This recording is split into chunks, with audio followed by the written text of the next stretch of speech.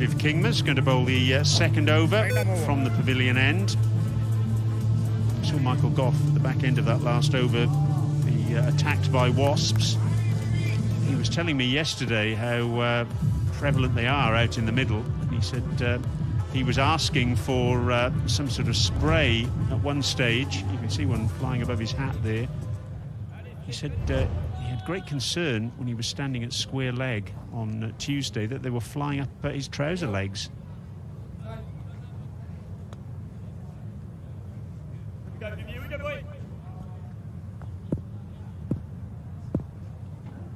Viv Kingma then, bowling to Imam ul Haq. Starts off with a wide. King front foot. No slip in position. Freeze. Yeah, freeze it now. Fair delivery. Fair delivery.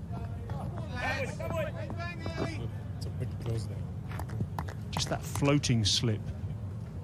Vikramjit Singh. Yeah, the question for the Dutch is how are they going to get these early wickets? Viv Kingma got the early one of Imam in the last game. You're looking to double up again today.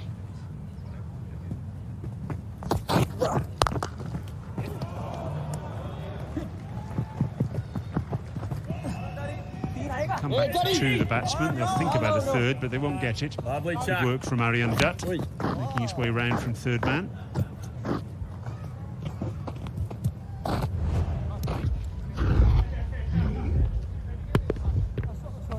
Yeah, can't afford warm-up deliveries in these top 10 overs. For me, Aryan Dutt too short in that first over. Viv Kingma now wasting a ball down the leg side. Now a bit too wide outside of stump. The Dutch have to be on. They've got to get that ball full and in that zone where they're forcing the batsman to get forward and drive. Okay, the wicket has flattened down a little, but you've got to be presenting the ball up front.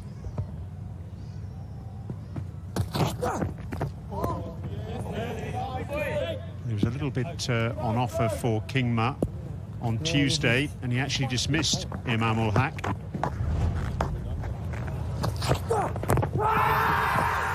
Yep, that's the length that I'm looking for. That fuller length. That's where we want it. That's where Viv pitched the ball in that previous game to Imam. Those footholds. They're struggling to hold up today. There's quite a big divot at this end. We're now to have a look at the pitch at half-time, and whilst the ground staff did try to hammer it down, it is quite big still. Yes, just needs those edges to be chamfered down, just to try and level out the hole. Just plays on the bowler's mind, doesn't it? They're thinking more about where their front foot is going to land than actually the delivery they're trying to produce. Off stump. Thank you.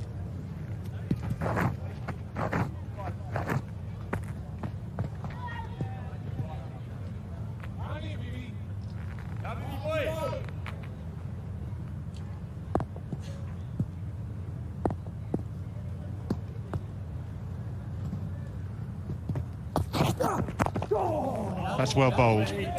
That's the line, that's the length. Yep, better zones there at these last couple of deliveries from Kingma. He's seen that first couple of balls being too far back of a length, too straight. Now he's pitched it right up there. He's forcing the batsman to come forward.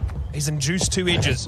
Previous was quite well controlled by Imam. That one slicing off the point. That's where he has to be. That's what they've got to look for, the Dutch. Little opportunity. They're going to have to take every opportunity that comes their way.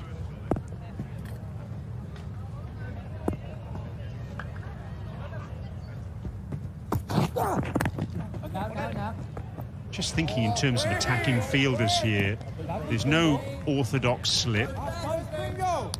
Viv Kingma usually relies on the ball swinging into the left-handers, away from the right-handers. Is there scope maybe for having a short mid-wicket in if the ball is swinging? Haven't seen it offering a great deal so far.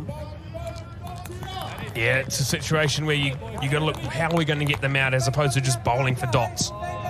I would like to see that mid-wicket a little bit tighter. Force the batter to go past them. Get that fine leg back. Get that extra catch from deep mid-wicket in. He's coming to go a little bit wider of the crease there, Viv Kingma, because of that hole. End of the over, 2 gone, 8 without loss.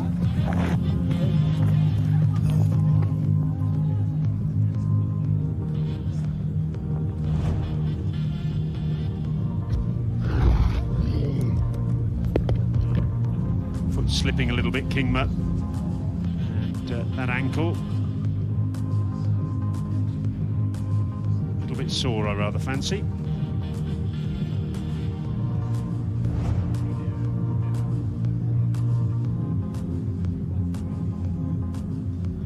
Talking about those footholds, one of the issues is, of course, that they weren't able to get on the pitch yesterday, the ground staff, to fill them in because of all the rain that we had. No. I like it, Daddy. Beautiful day now, beautiful afternoon. Yeah, very warm up here in the commentary box as well. Sun's coming out. Field looks exceptional. You just feel that humidity, all that moisture coming out of the park now. Very muggy. I'd like to see that ball in Logan Beek's hand, trying to swing that ball. Oh, that's you. That's you there, Daddy. I love it. Tasia Nidamanuru, short third man. Here we go, boy. Here we go, boy. Too easy here for Pakistan. Just comfortably getting singles around and about. I feel like Duck has to really force the batters forward here. Try and pitch that ball middle and off line. Get that overspin. He's quite a tall man, so he can get that extra bounce. Vikram Singh waiting in there at first slip for a catch.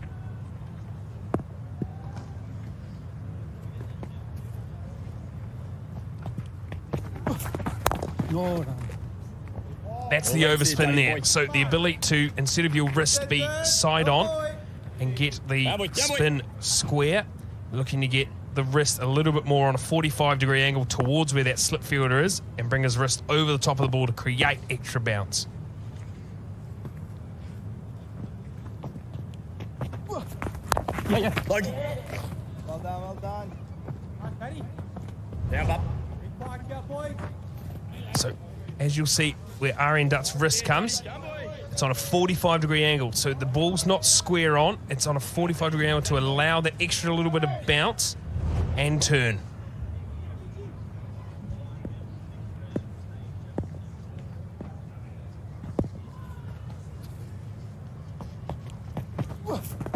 Oh, yes, boy. Daddy, get in forward here, boy. Come on.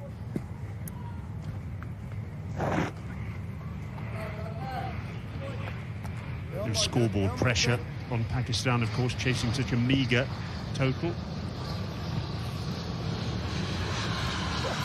Oh, lovely boy. Gap at mid-wicket has now been plugged.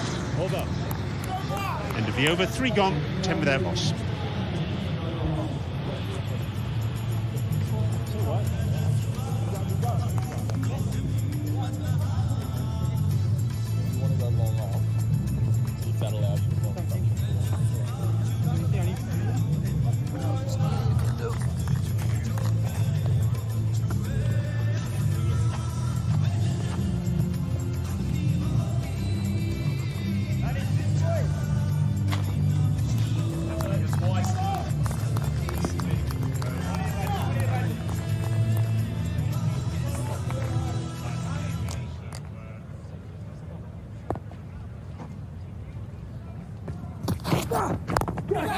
In the air, and easy as you like for Viv Kingma. But I rather fancy, you know, Fakazzaman. I was wondering if he was going to stay there because Kingma got rid of the ball very, very quickly there after he took the catch. Fakazzaman is going to walk off, and it's a wicket for the Netherlands. But just wondering if Kingma had full control of the ball here before he disposed of it.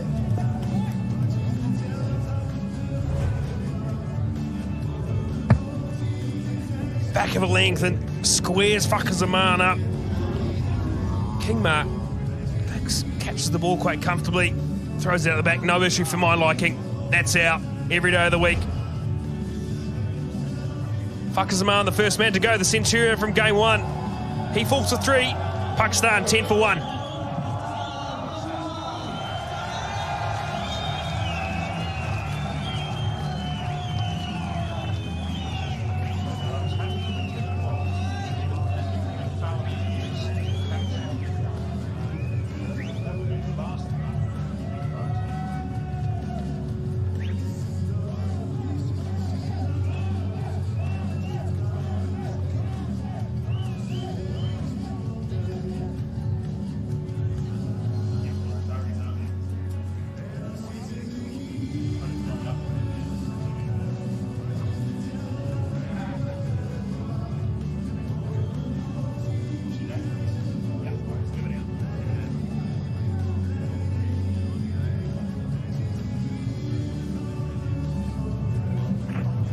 World-class batter replaces world-class batter. Babar Azam comes to the crease, averaging 9 on 60 in his 91 games. Absolutely world-class. He's there because fucking Zaman has departed. And the Dutch, well, they've clearly changed their field. 4 men, very, very square of the wicket on the offside. And just that one floating slip. 3 on the leg side.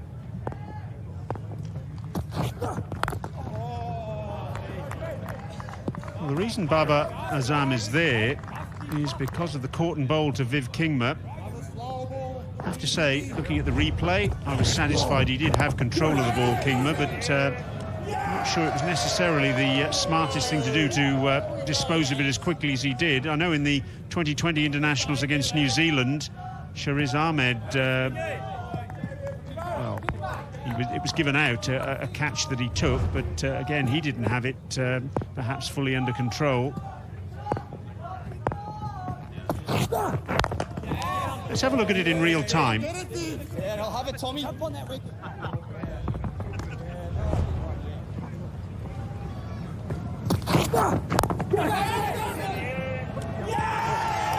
Yeah, I mean, he's in control of it, but was he in control of it for an elongated enough period of time? Probably not. Probably something to consider. But yeah, Shariz Ahmed took one, tried to throw the ball up in the air, went the reverse way. Both umpires didn't have anything to say, and can't remember who the batsman was, but he turned and walked off and didn't even see it. I think it was Glenn Phillips, actually.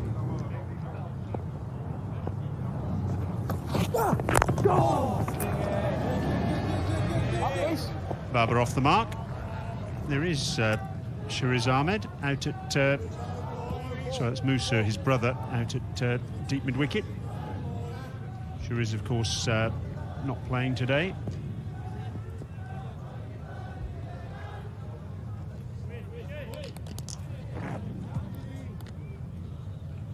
Kingma would be looking for a pretty similar ball here to Imam. Dutch with a little bit of hope, having got the Centurion from game 1 out. It really rose off back of a length, that wicket delivery. Another wicket. Logan van Beek at point. 2 wickets in the over. Another failure for Imam. Good catch from Van Beek, because that was hit hard. It was hit straight at him, and Pakistan are 11 for 2. Loose drive from Imam ul Haq. Pitched up by Kingma. He's been better this over. He's put the ball in a position where he can get wickets early. Full half-committed drive and a great catch from Van Beek. Standing quite close there at point. Important wicket for the Dutch. Both openers gone in the 3rd over.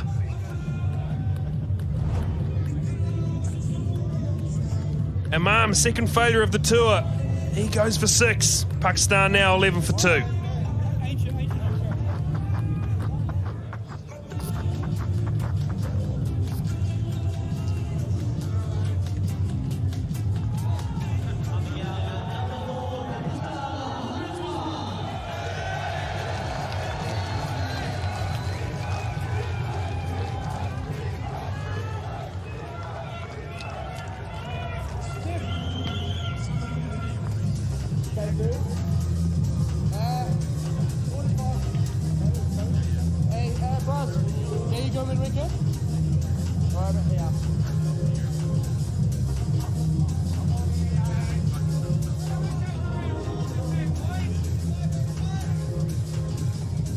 Mohammad Rizwan in at number 4. Certainly in comparison to his Test and 2020 international records, his ODI career quite modest, but as you can see, he just needs 4 runs there to reach 1,000 in one-day international cricket. Viv Kingma, a great effort from him. 2 wickets in this over, disposing of both openers. Perhaps power to add. He's got a couple of right-handers to bowl at now, which he'll be happy about. Stock delivery away from the right-hander. Still, we've only got that floating slip, though. Scott Edwards not choosing to reinforce the catching cordon behind the wicket.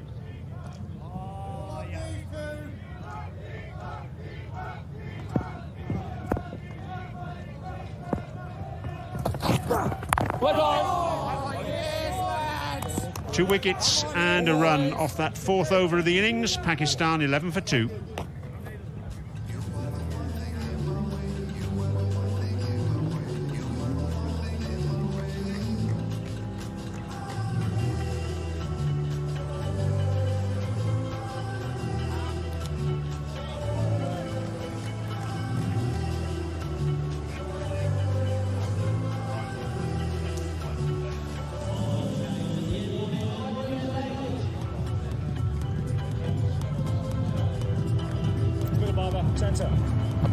Both openers back in the pavilion. Great start for the Dutch, exactly what they needed, defending such a low score. Remember, they only got 186. They're in the game at the moment, though.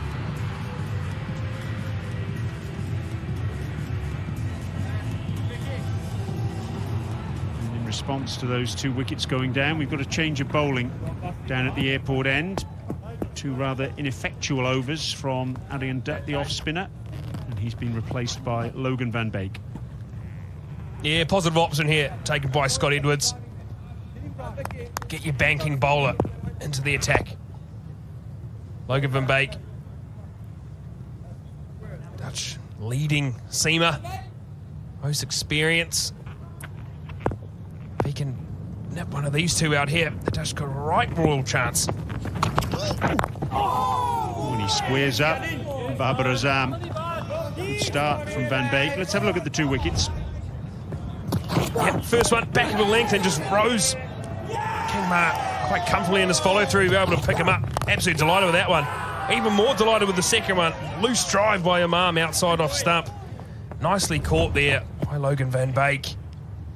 And it just gives the Dutch just an inkling of a chance here in these first 10 overs. We saw it wasn't easy in the first 10 overs of the first innings.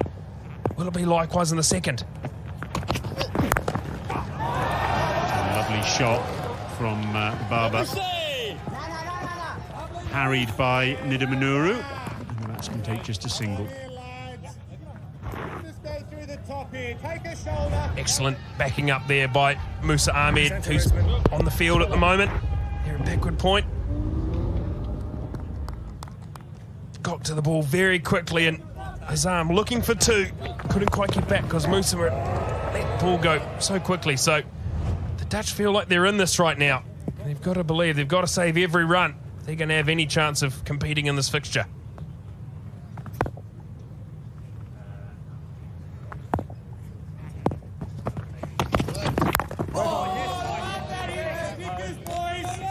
We noticed in the last over that Musa Ahmed was on the field.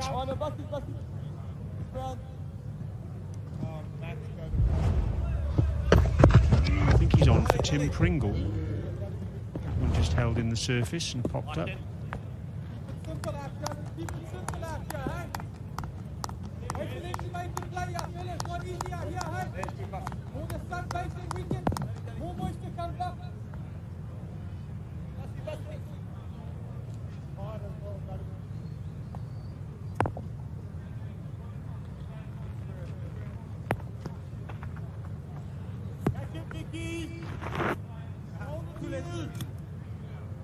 It would be a disaster if there was anything wrong with Tim Pringle, because the way this pitch is offering assistance to spin.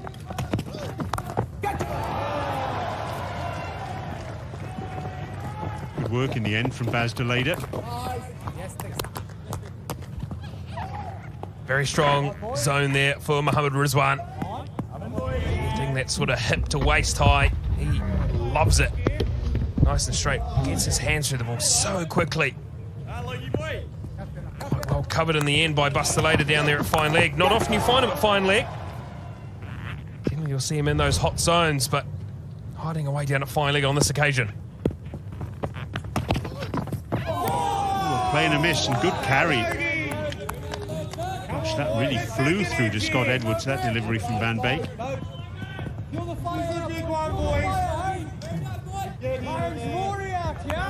134 kilometres an hour.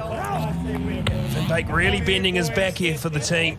The Dutch need him to find that extra breakthrough. They need to go 3 down if they're to have any chance here.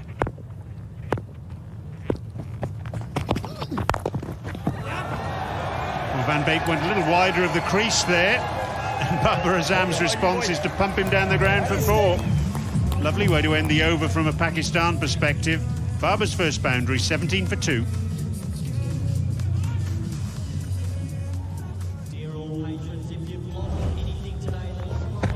Yeah, Van Beek wider on the crease, but again, the poise, the balance of Babar Azam. Let that ball come to him, presented the full face, and yeah, that's an excellent shot. Just a little bit of a counterpunch there from the Pakistan captain.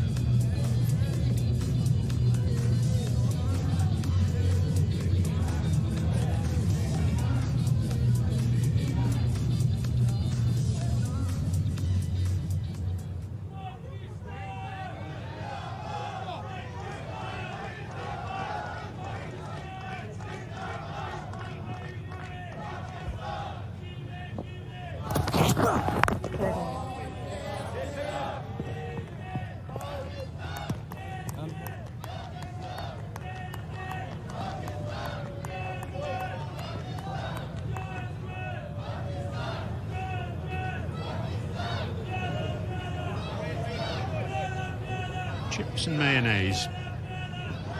Lunch for that gentleman there.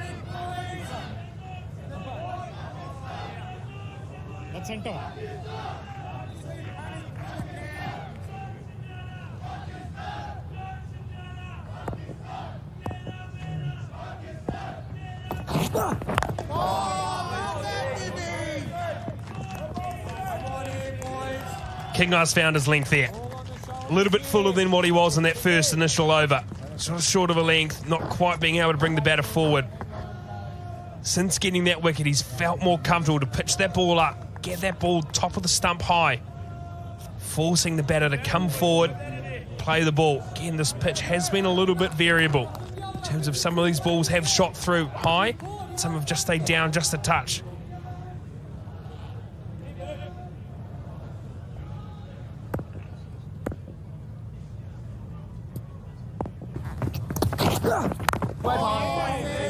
With the balance of this Dutch side, a lot more responsibility on Vivian Kingma. There's that wicket ball first up. And we've just seen him force the batter a little bit more forward.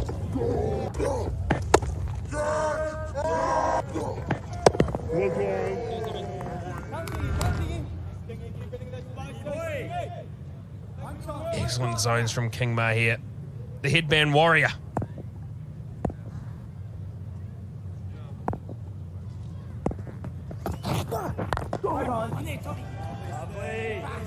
And he's having to operate a little bit wider of the crease because of that foothole.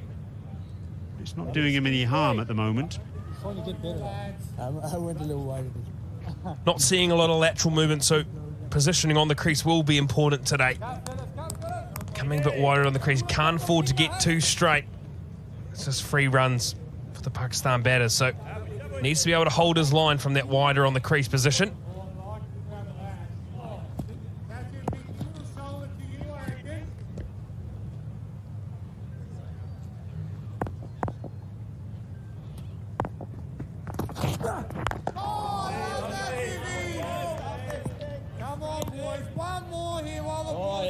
Balance of this Dutch side. 3 frontline seamers, including Baz de Leyder.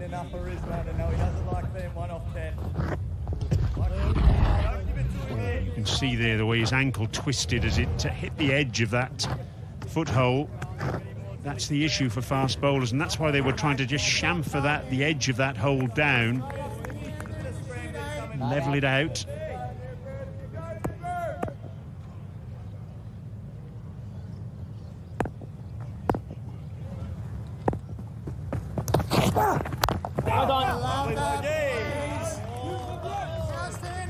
End of the over, 6 gone, 17 for 2.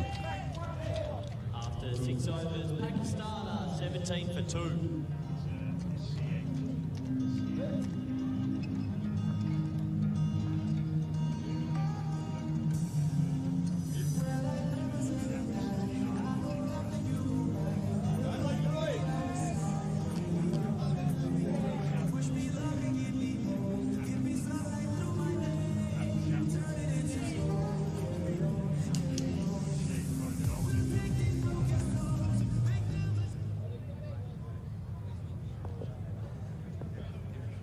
Great stuff from Viv Kingma. 3 overs, 2 for 5, and that's the primary reason Pakistan are 17 for 2 at the moment. No.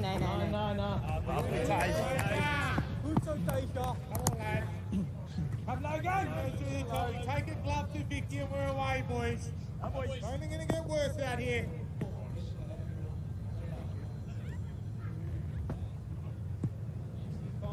Now, boys. Down here, Logan. Down here, Logan.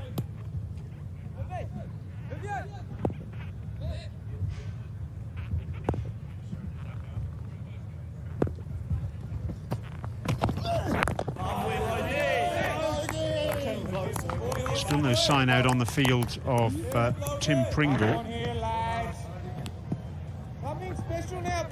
That's good to see. Looks as though he's going to be coming onto the ground soon. I think he's been off the ground because he was struck while he was batting during his brief time at the crease.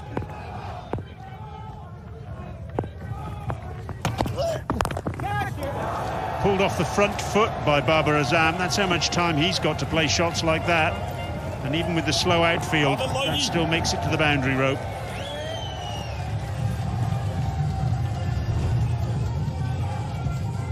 Excellent shot by Babar Azam. Standing tall.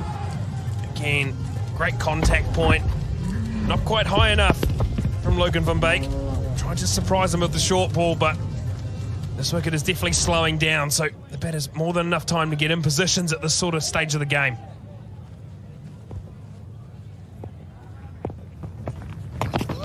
Now.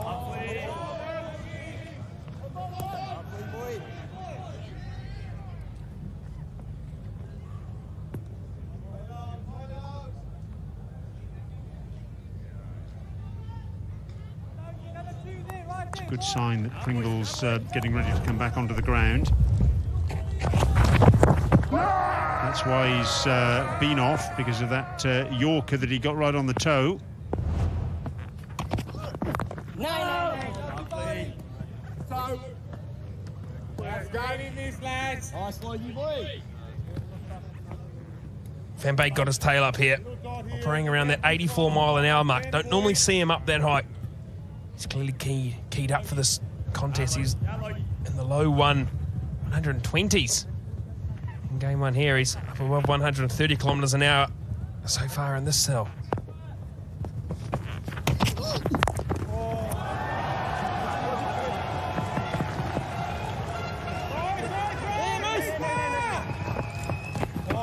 Man, Musa Ahmed completes the fielding. 6 runs off the over, 23 for 2.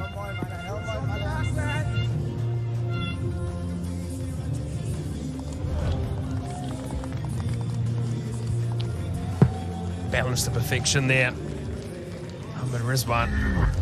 That ball come all the way, and that contact point straight under his eyes. Outfield still not super quick.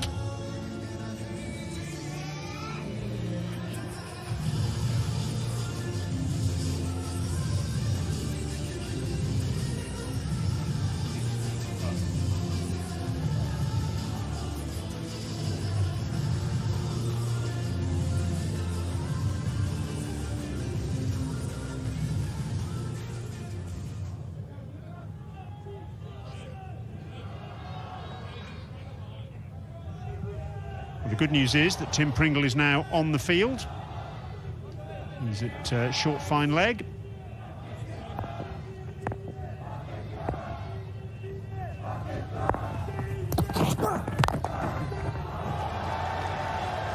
On the up from Rizwan. And again, even though the outfield is slow, I think that's going to go for 4, is it? No. Good work from Basta Leda. Goodness me, he really is a box of tricks with everything that he does.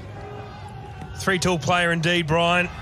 Yes, Lightning in the outfield. Check, please, for this delivery. Fielding in there at cover today.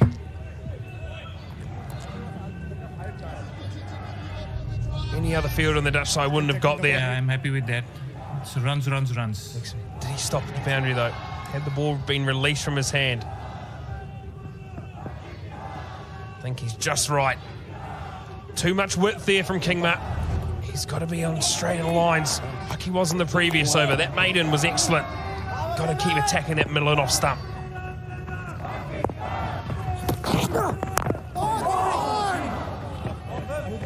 It's more like it. Babarazam just a little bit inconvenienced by that delivery. That's the best way to put it. Yeah. Got that, boys. Now, Pippi's gonna get us a run out, lads.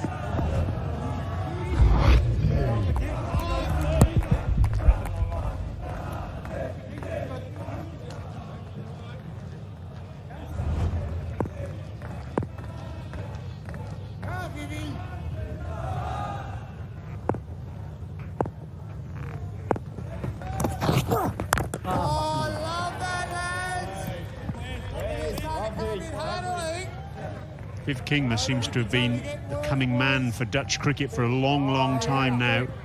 Made his debut back in 2014 in a World Cup qualifier in New Zealand. Always seems to be the first man to miss out from the squad whenever any of the county players come back. He's always had to question his own place in the side. He's never been a banker. Yeah, it's difficult for Vivian. He's one of those players that only really has that one really strong tool, which is his bowling.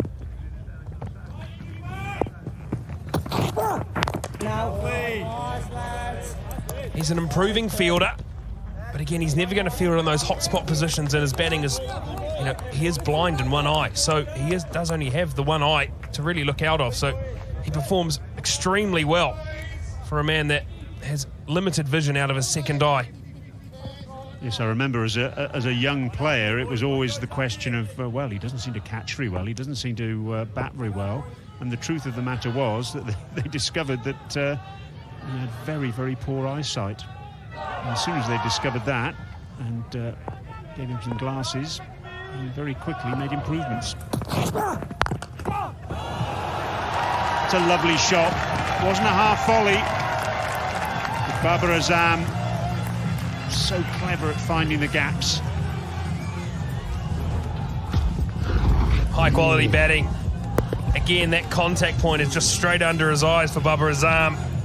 Maybe a touch wide from Vivian Kingma if we're being tough, and this is international cricket. Any slight variation on width or length, these world-class players will absolutely make you pay.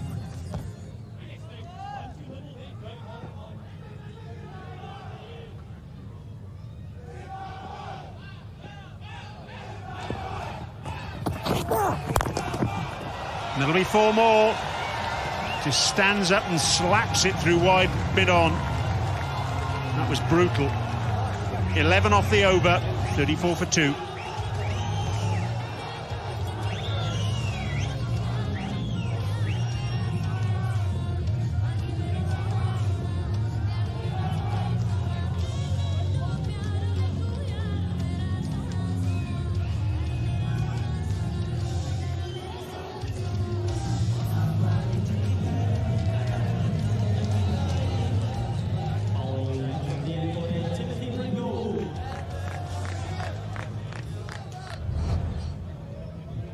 Excellent shot to finish that last over.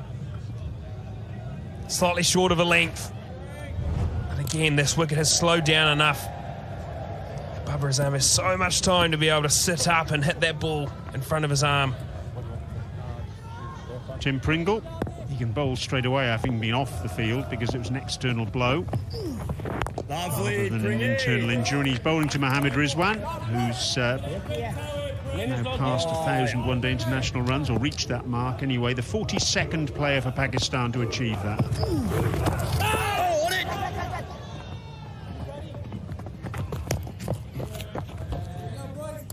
Pringle's going to have to be on today for the Dutch if they're going to have any chance. Slightly short and slightly wide on Tuesday. Wasn't consistent enough by his own standards, having spoken to him after the game. He's going to have to be better today. And he's short there and wide, and Babarazam takes advantage. Again, so adept at finding the gaps. There was a backward point and a square cover, and Baba bisected them perfectly. Pitching outside off and spinning further away. It's not the line he needs to be bowling at this stage. Got to bring those stumps into play. Look at how well Mohamed Nawaz bowled earlier in the afternoon. Got to be pitching that ball on the stumps.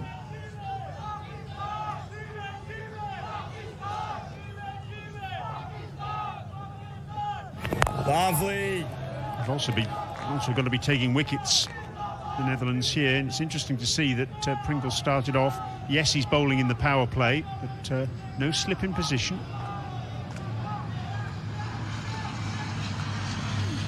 On it. Bit of delivery there from Pringle. The last two have been a little bit straighter and forced the batter to come forward and defend off the line of the stumps. Completely agreed though, Brian. You've got to have a slip in. Surely you've seen the turn from earlier in the afternoon. Rizwan, only 5 off 12. Surely you get a slip in. Lovely, Maxi. End of the over, 9 gone, Pakistan 40 for 2.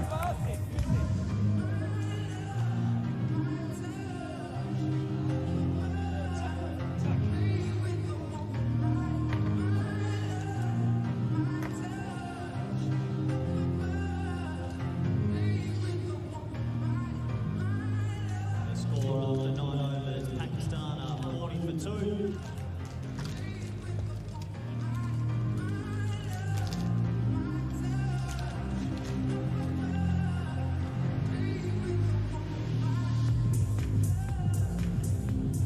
Bowling change from the pavilion end. Coming into bowl, Buster later.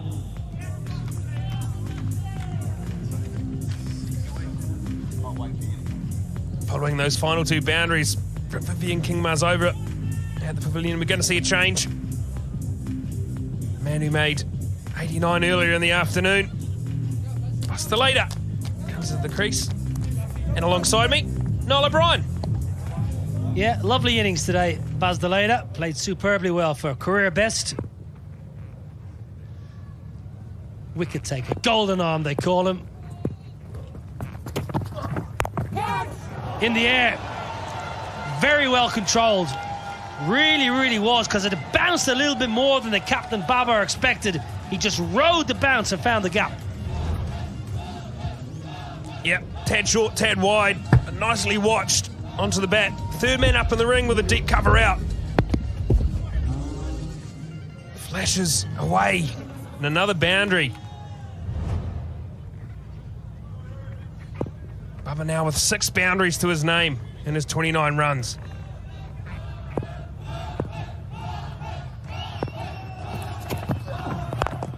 Change up straight away. Baz Deleda into his action. Pace on and pace off. Just 65 mph. Really has impressed me. Baz Deleda with bat in hand, and I thought he bowled superbly well on Tuesday. Just started to show that consistency with ball in hand. And the willow. Top class, young all-rounder. Love to see an all-rounder doing his thing with bat and ball. A lot of work to be done here for the Netherlands.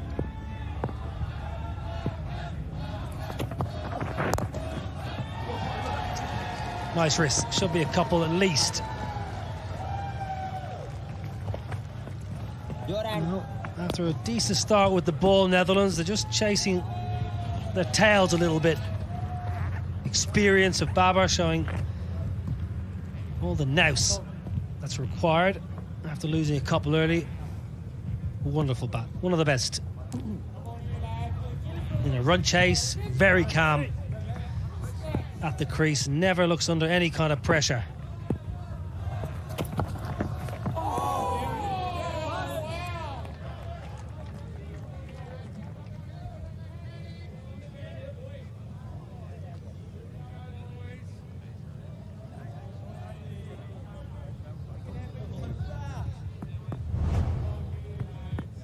Back of a length, cross seam from Deleda. Just staying down a little bit. We'll have hit that shiny side. Instead of hitting the seam, that would have just hit the shiny side and just stayed a little bit low. So a little bit of aerial bull bounce here for the Dutch to work with.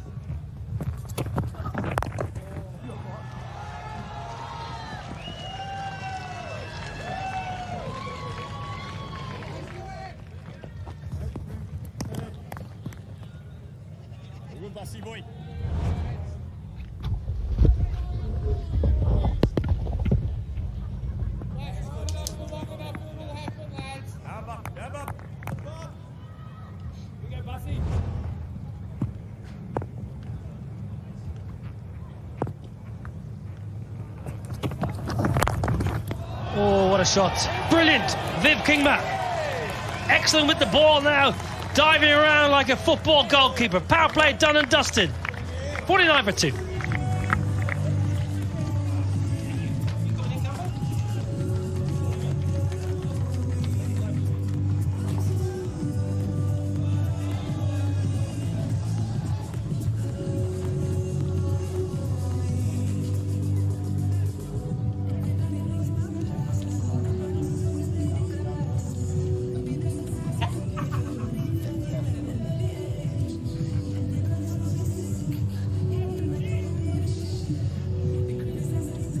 Power play done. 49 for 2.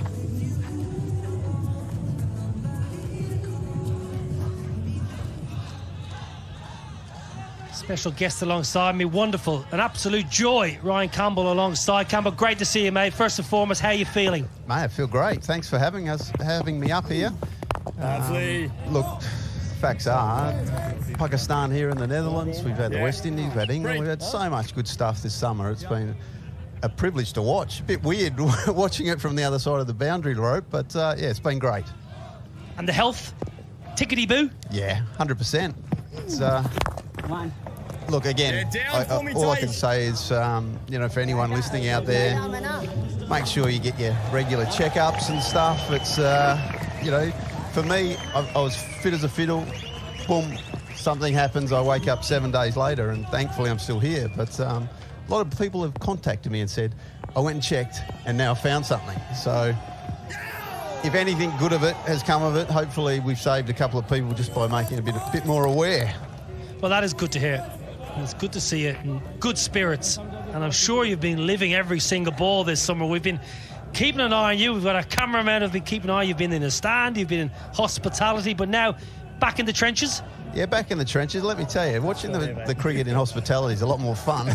A lot less stress, although I reckon I still got sweaty palms a few times. But, yeah, look, it's a different way to watch the game. Of course, it's fantastic to be back in a dressing room with all the boys. You know, we've been together through a lot, and you know, obviously they went through a lot with my circumstances as well. So, mate, I reckon I appreciate a lot of things nowadays a lot better. So you see me smiling a lot more, that's for sure. On it. Yeah, it's nice to see an Australian smiling from time to time. Well, we generally keep winning the cricket, so that's all right, isn't it? What about the Netherlands? You know, it's been a brilliant summer, lots of great cricket, some really good performances, not quite getting over the line. Oh, pumped away, full toss. Got to use the facilities. Met on the full, good shot from Rizwan. Another over, ticks by, 54 for 2.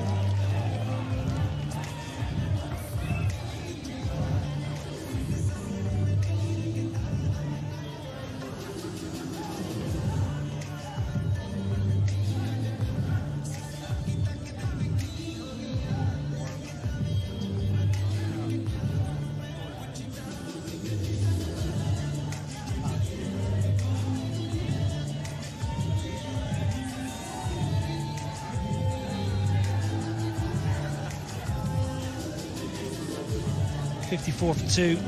Pakistan going nicely. They were rocked early.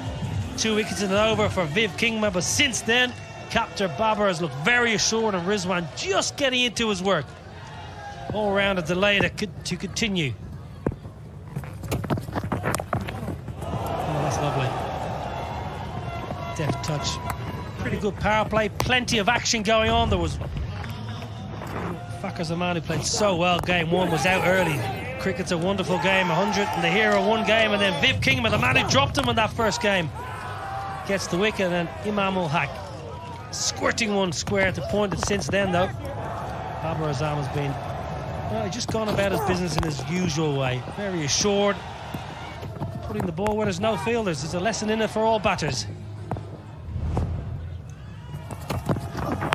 Yeah, he just makes it look so simple, doesn't he? Simple technique, wonderful to watch. It's one of those ones I actually was saying to a mate. We obviously want to get Bubba out 3 times early, but the cricketer nerd of me wanted to also watch him bat, so that's a bit hard. But, mate, like you mentioned, we've had a wonderful summer, and yes, people will say, oh, the results didn't go our way, but we were in positions to win games, and unfortunately that's the inexperience of a young team. You know, just remembering too that, you know, people who may not be aware, we've got 5 or 6 of our best players not playing. Like, they're in county cricket, they're not released and stuff, so that's made it a little bit tougher as well. But the actual experience of seeing these guys go up against the best, how do they go about it? What do? They watch, they learn, hopefully they pick up a few things, and then suddenly you see a Buster Later going well on the big stage, a Vikram Singh going well on the big stage, you know.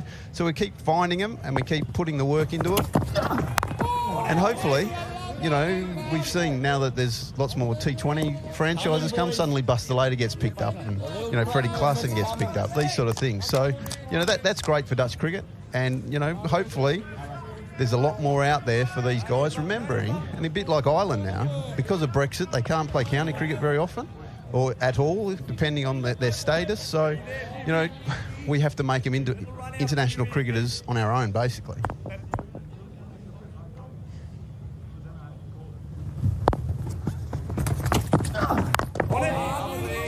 Baz the Later is certainly one that is relishing a bit more responsibility.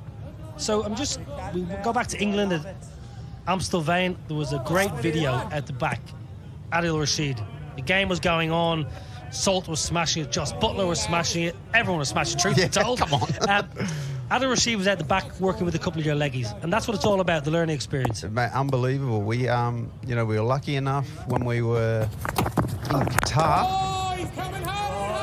Rashid Khan came up to our young leggies after the game and spent ages with them. Then, of course, Adil Rashid did that sort of stuff. So that's the experience we can't buy off a shelf. 55 for 2.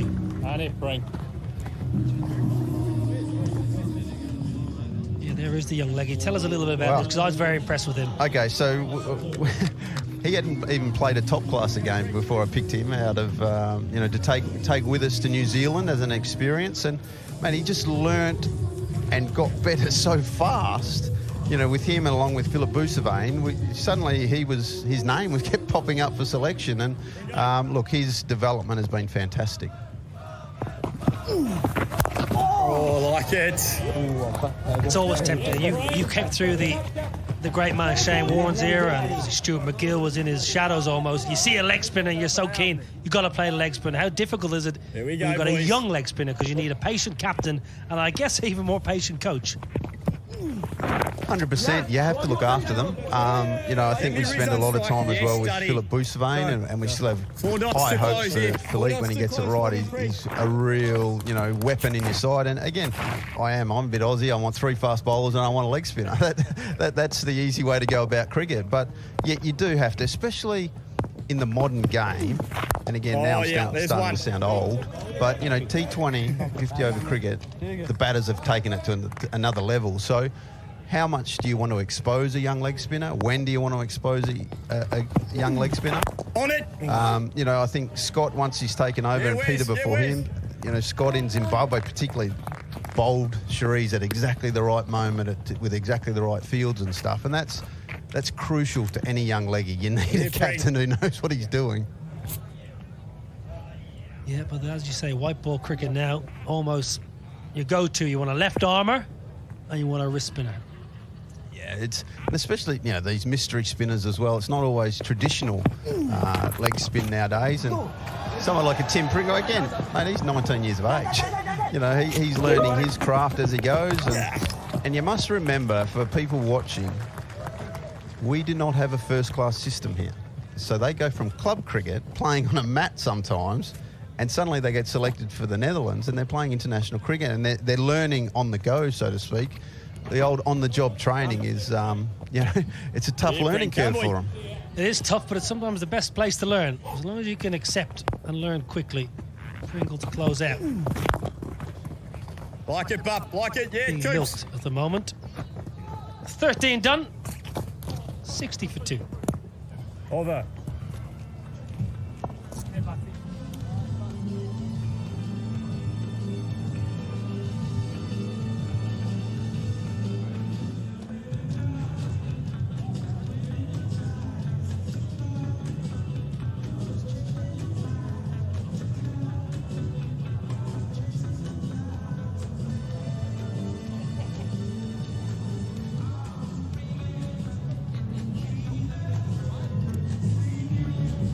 Pakistan going nicely, 60 for 2. Speaking of good captains, He was good. He was a beaut. Knew when and where to use his bowling staff and young players. So, again, mate, without harping on about it, of course we still want to win every game. But you look at this team, Vikram Singh, Aryan Dutt, Shariz Ahmed have come through our 19s a year ago. Then you look at the Bustalators, the Pringles, these sort of guys. So it's a young and emerging team. And, yes, there's a couple of experienced players because you do need those. And Logan loves a dance, let me tell you that, for free. He can move. Strictly, get him on Strictly. Don't tempt him. No slip in play for the leader.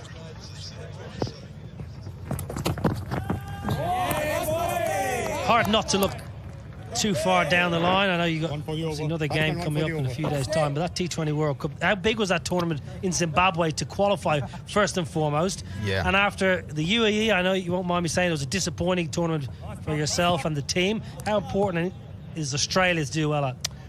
Oh, it's a great opportunity for us to get back into where we should have been. We know we were disappointing in the UAE. There was a few circumstances,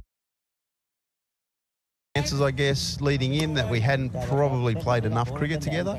And that sounds weird, but, when you have 7 guys playing county cricket and you can't get them, to just iron out the kinks probably wasn't quite all right. So the lads are, they want to go back on the big stage and make sure that they get redemption, so to speak. So the boys, what I will say, the summer of cricket that we've had got them in such good headspace and playing well together. That's another beautiful cricket shot. They felt confident, and I reckon if you look, and again, I was like most people, just sitting there watching it on the laptop, yelling and screaming. But they looked professional. They looked well drilled. They just went about their gears, and then our best players stood up when the moment came. Yeah, good work by Vikramjit Singh on the ropes. 50 partnership coming in good time. Rizwan has been watchful. Babar very fluent.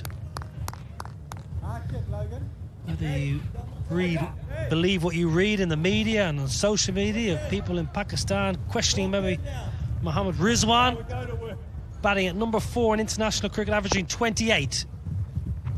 Test record on T20 record exceptional. So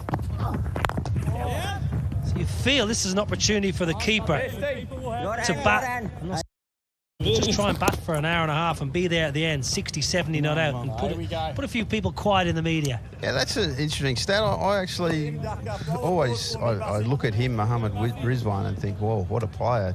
Test cricket, like you say, T20 had an amazing World Cup as well. But then, yeah, when you throw those numbers out for a number 4 batter, you probably go, gee, that's not quite what I expected, but... Again, wonderful play, and I've no doubt, as a keeper and for one of their leaders of the team, if he bats at 4, he bats at 5 or 6, you just shuffle the deck, really. Well, the top 3 of Pakistan have scored 66% of their runs since the last World Cup, so obviously clearly wide. So dominated by Imam, Fakar, and obviously captain himself, Babar. So it could be not getting a great opportunity as well, batting not ideal times, but the numbers are a little strange.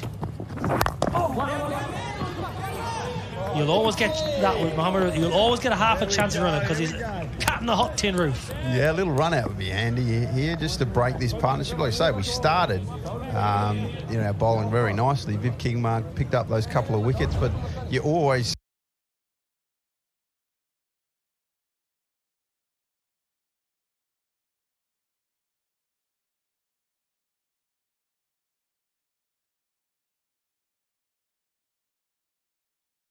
changes again.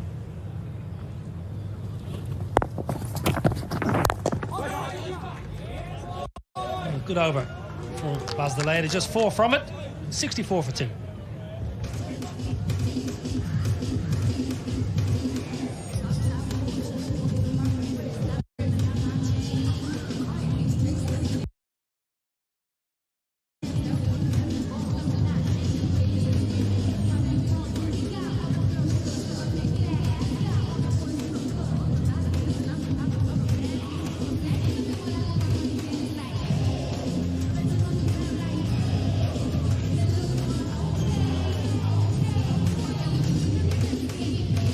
Game 2 here in Rotterdam, Netherlands under par. Won the toss, no hesitation. Will bat first, said Captain Scott Edwards, 186. 2 excellent innings. Tom Cooper played well.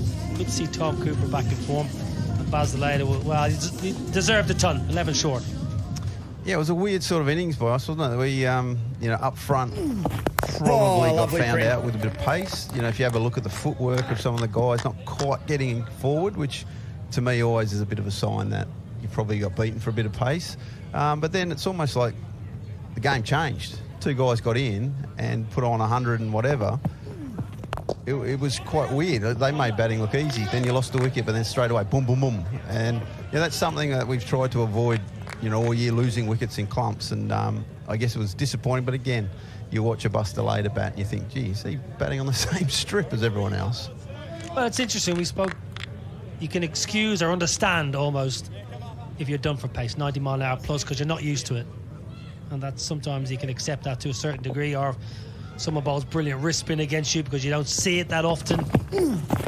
I suppose my question to you and your setup is, when you have left arm finger spinner, Mohamed Nawaz, he's a good bowler, but something you see week in, week out, day in, day out, and you haven't really got an answer. Yeah, that was a little disappointing.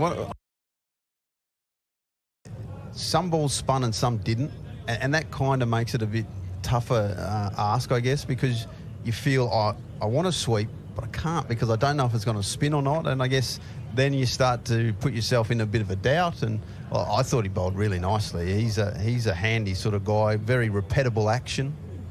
Oh, yes. And yeah, and it did enough for him. That's the thing. It did enough that, you know, if you didn't have the right intent at the right time, and that's the thing on one of these wickets, and it's one of the points we probably made all year, is that, yes, we're playing great teams, but they are human. Lovely. And if they make a mistake, you have to cash in and hit them for a boundary.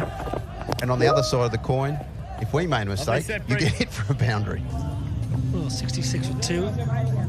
Tell us a little bit about Baz de Leede. This was a really nice half century today. Oh, well, look, we all know that he's from Dutch cricket royalty. The old man was a pretty handy player and, you know, holds all the records in top class or in international cricket for the Dutch. But, you know, Bas has been one of those guys that's, you know, his potential from the outset was so good that we probably have spent a lot of time trying to get him to where we want him to be. It hasn't been just happened overnight. He has frustrated a few people and, you know, just... But again, here he is because he's worked hard, probably harder than anyone else. He's had 2, you know, stress fractures in his back, which held his bowling back for quite some time, and we had to be really patient with that. But look, to see what he's doing now as a batsman, I kind of think of Harry Tector for Ireland, where he's at with his batting. He was sort of someone that everyone spoke about, but just recently I watch him bat and you go, we always thought, geez, he's good. But now you go, well, score after score after score, and that's, I guess, the consistency we're hoping for. Opportunity. That's what it's all about. Give these guys opportunity to perform. Cream generally rises to the top. And you mentioned cricketing royalty. Cousin Babette will captain the Netherlands. The Dutch, the women's side, they play Ireland starting on Monday, I'm led to believe. So game's coming thick and fast for the de Leedes. Yeah, his old man was a good cricketer. Really good cricketer. Competitor.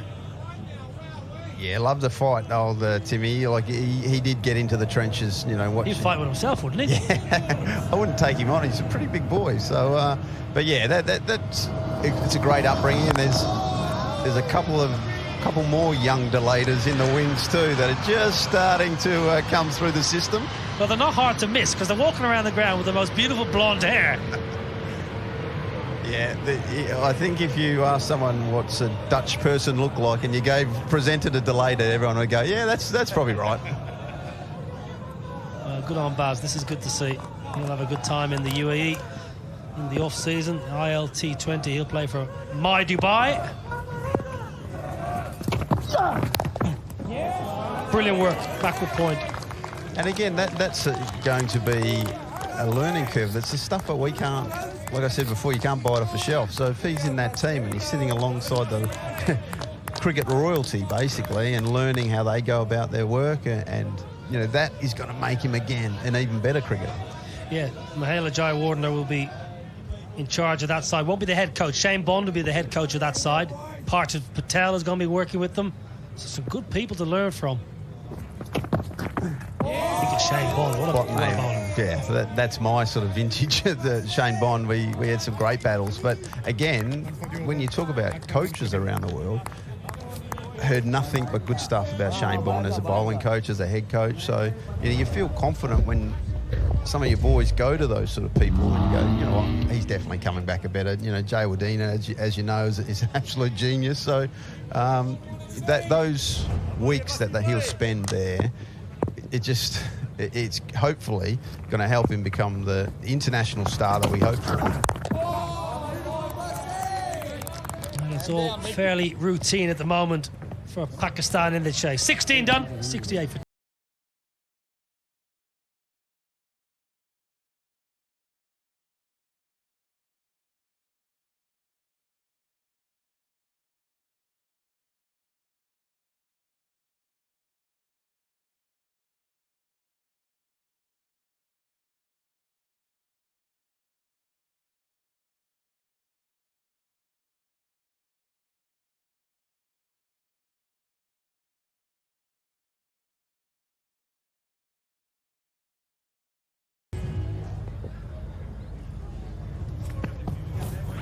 Pringle with his left arm orthodox.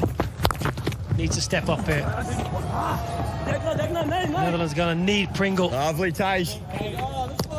Yeah, he's carrying himself a very sore big toe at the moment. I think you showed a couple of replays. He got hit hard, which I don't think he can feel his legs at the moment with all the pills we had to give him. But look, he's gutsing it out, and you know, tremendous courage even to be out there. Like it, Pring.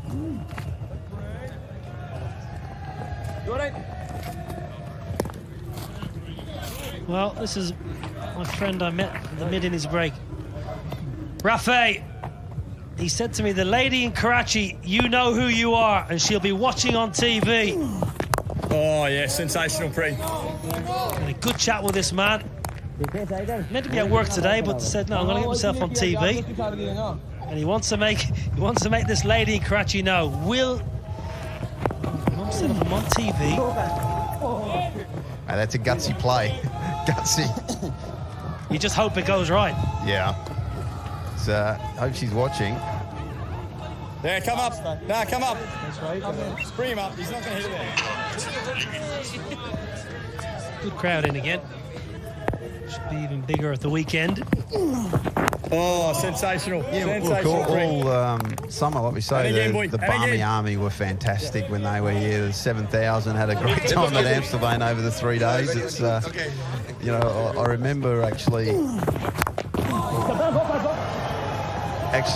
mentioning to the organisers, I hope you bought enough beer because the Barmy Army are coming and they're going to come strong. So 73 for 2 after 17. Time for a drink. After 17 overs, it's 73 for 2 for Pakistan, and the players will take a drink.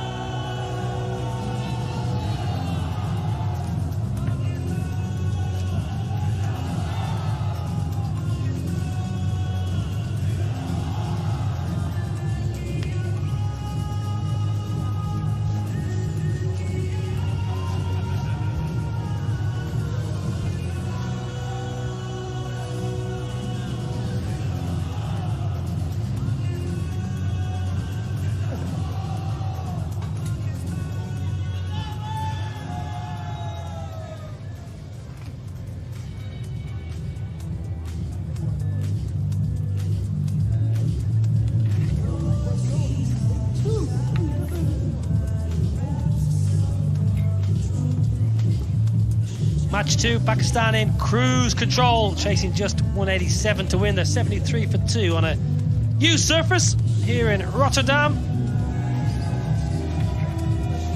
Good crowd in. Netherlands trying to scrap their way back into this series. Netherlands won the toss and then no hesitation. They want to bat first, used pitch, same pitch as Tuesday. They were in trouble early with the bat.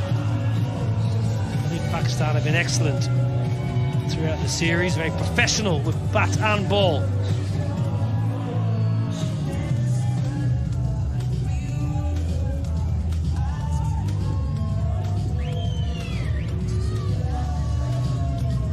Captain Babar Azam, as always, very easy on the eye, very elegant, but technically almost perfect, you'd say. Have a look at the balance. A head position, hits the ball really late, never overcommits with that front foot. Really good. A little back and across and hits the ball right under the eyes. There's a lesson in that for everyone, young and old. Get your body in a good position, keep your head still, let the ball come in underneath your eyes and caress it away. Beautiful batter, and a wonderful man alongside me, Brian Murgatroyd, who's enjoyed that passage of play. He really is a sweet cricketer, isn't he? Babar Azam. Coming into today's match.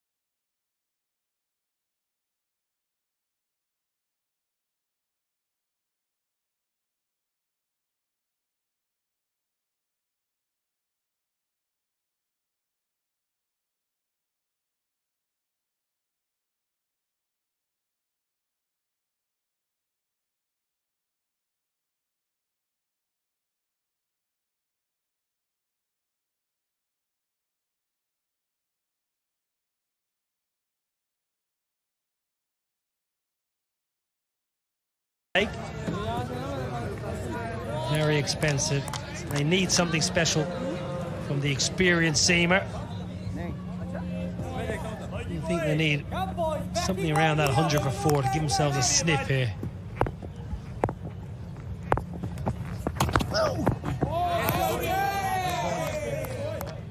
Wide signalled by Nitin Bhatti. Yeah, you're right now. They need someone to go bang bang here. Well, the spin has been disappointing so far. Pringle, 5 overs, 0 for 23. He would have watched the first innings and all the Dutch team would have said, we need spin. Spin to win. It's going to turn, and it has turned. We need Pringle to operate with Aryan Dutt well. Hasn't happened yet. There's a lot of pressure as a young spinner. You get on a flat track, you can bowl into the pitch, try and go for 4.5, less than 5 and over, you do a good job. As soon as you get on a surface that's turning, the whole dressing room looks and says, you win it for us. That's pressure for a young man. Yeah, and as Ryan Campbell mentioned, we don't know how much discomfort he's in with that big toe as well. Getting struck on the left big toe when he was at LBW.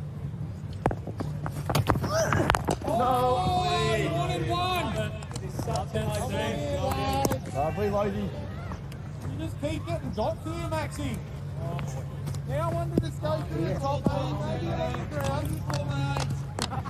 You touch on straight to Bussy. That's place again here, boys. Here, Load. Just pop off. Just a couple more. Shoot here, Load. Little top class special here.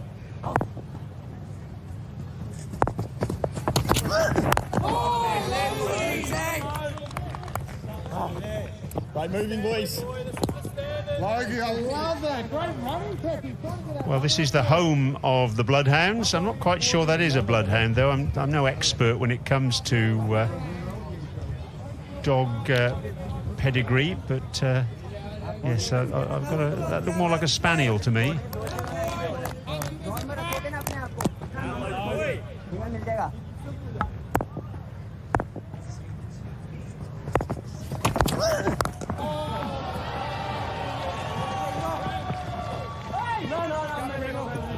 Pringle at long leg.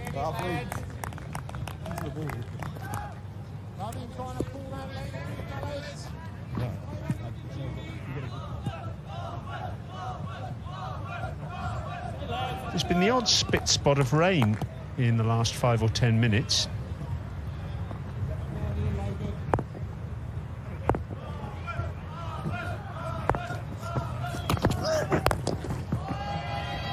Clouds are still quite high. Let's hope they stay away. Those raindrops. End of the over. 18 gone, 77 for 2.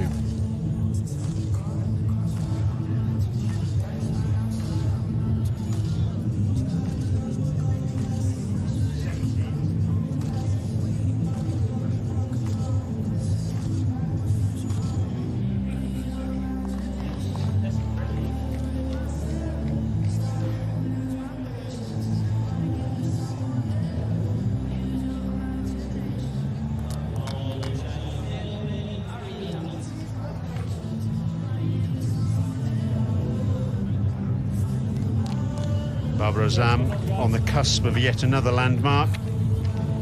Got a half century on Tuesday, 74 of 85 balls.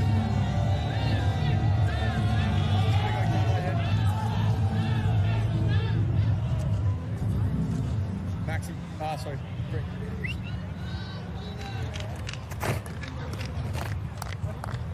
Arian Dutt back into the attack from the airport end. Replacing Pringle, 5 overs for 23.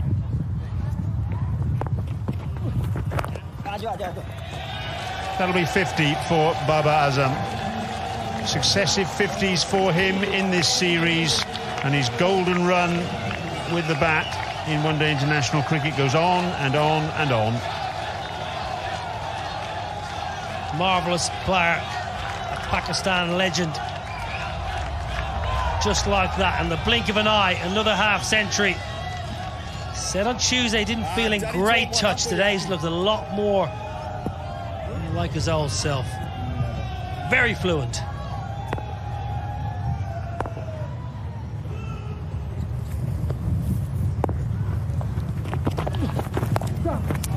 Oh, that's ever so subtle from Rizwan, using the pace.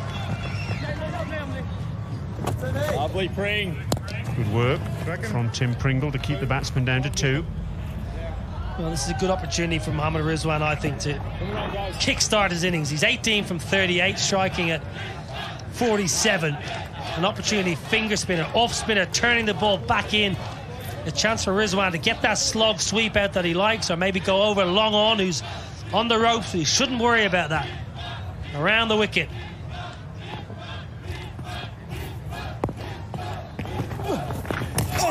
Oh, well bowled, and that's a miss stumping. Through the gate. And Scott Edwards couldn't glove it properly. Yeah, good angle. Arian Dutt around the wicket. Rizwan trying to go 2 square. Not an easy one, but Scott Edwards is a good keeper. He got a good visual on it. He'll be disappointed. That should have been another one for the Dutch. It's a bad miss.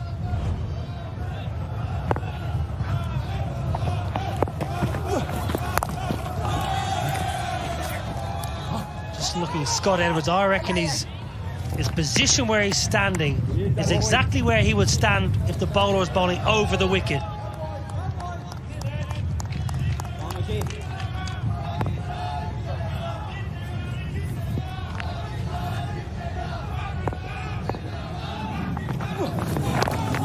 His position where he's keeping now, and I'm talking about his feet and his head, is right in a position where if he was bowling over the wicket, other side, that's where he'd be standing. I think he could have gone a little bit wider. I think he just misses the ball for a fraction of a second.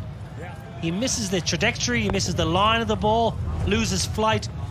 He could be a little bit wider just to get a better visual, a better gauge for the flight and line of the ball. It's a bad miss. Really is. 19 done. 83 for 2.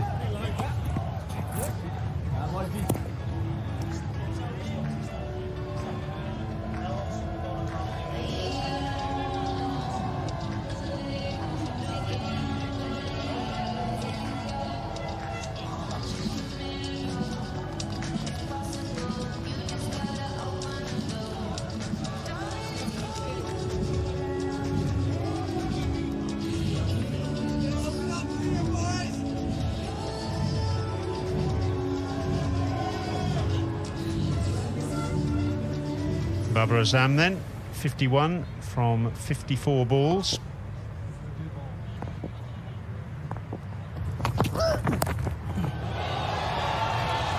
That'll be 4. Too short down the leg side. Rizwan capitalises. Well, Logan van Beek hasn't fired. In the 2 games to date, he's been off his usual self with ball in hand, just hasn't quite got it right. That's short, it's down leg side. It's a real freebie for a batter that's only ticking the ball around. It's a gift.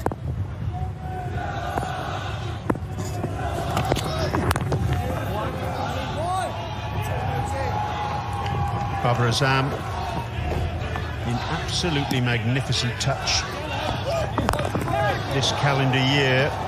Do you know he's got 477 runs in just 8 innings with power to add today. Shots off the front foot, shots off the back foot. Absolutely unerring in terms of his ability to find the gaps.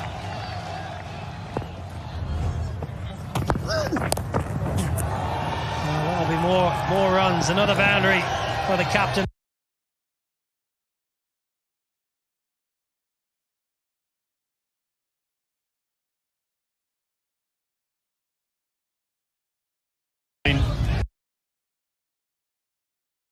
From Logan van Beek.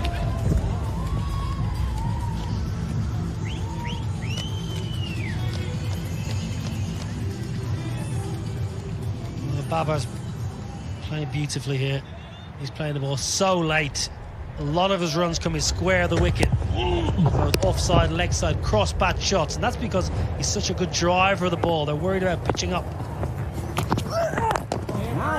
When you think of Babar Azam, you think trademark, cover drive, straight drive. So the bowlers all of a sudden think, I can't pitch up, I can't go full because he's going to drive me down the ground for 4. So you bowl shorter and Babar consummate ease. It really is an exhibition.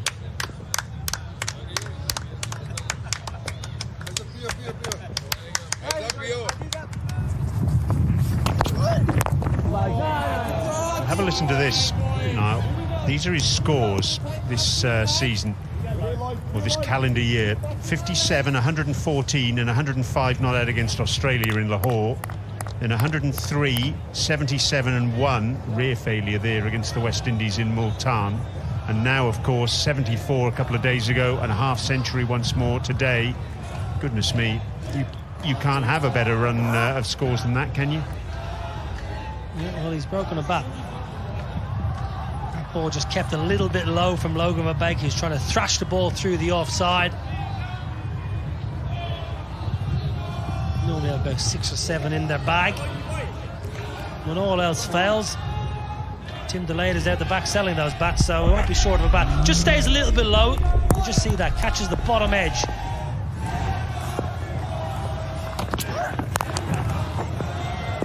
Van Beek goes down. O'Dowd makes the stop. It's the end of the over. 92 for 2.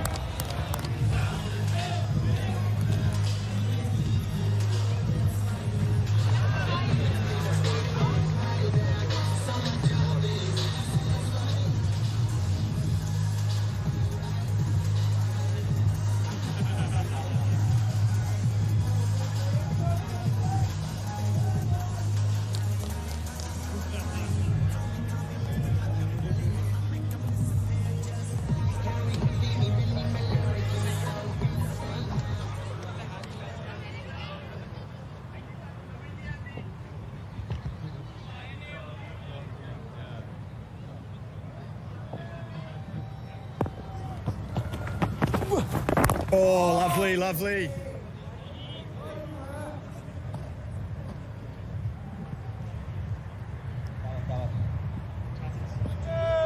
Pakistan! Zindabad! Pakistan! Zindabad! Pakistan! Hey, lovely Duddy boy. It's a good opportunity, this, for Mohammad Rizwan, just to find some form in one-day international cricket. Chance to spend some time in the middle, get a score under his belt, because he hasn't got many scores in this form of the game in the recent past. Oh, safe Well, he won't get a score by playing the way he's playing at the moment. Well, he won't get a load of confidence from it because at the moment he's not playing a shot in anger. One boundary in the last over is just a dreadful ball down leg side. Finding the fielders a lot. He's just trying to find in the gap. There's a massive area over leg side to chip it in the gap.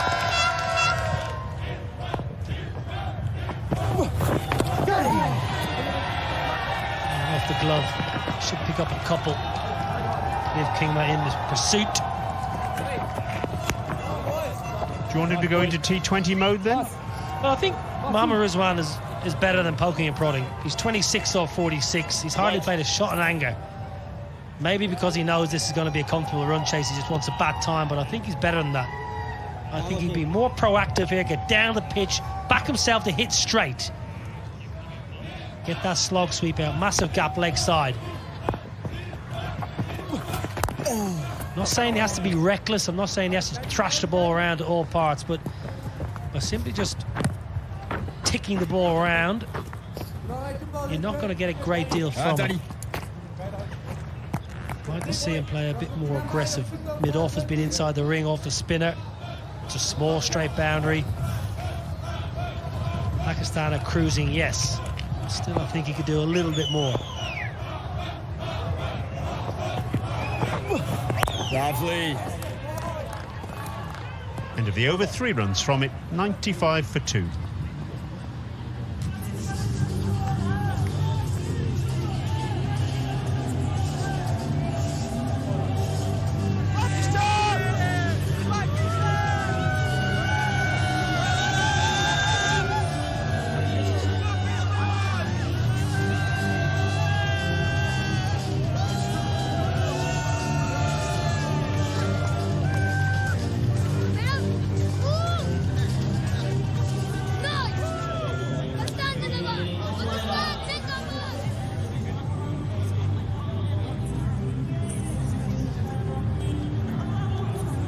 Scott Edwards ringing the changes.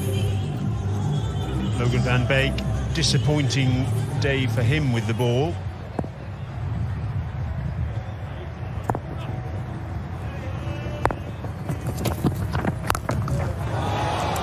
Delayed a short.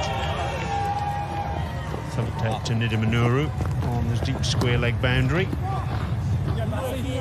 He just hasn't got it right with the ball, has he? Logan van Beek in this series. You mentioned earlier, none for 89 a couple of days ago. 2 for 89, I should say, a couple of days ago. And 4 overs for 25 today. Just hasn't clicked for him for some reason.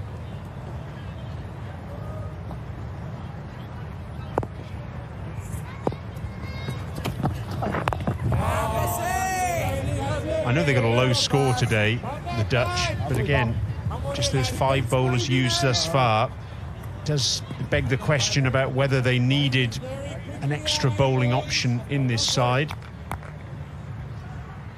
Yeah, Tom Cooper, obviously a part-time offie. We saw him operate on Tuesday, but I feel they're probably 1 bowler shy, whether that be another seamer or a spinner.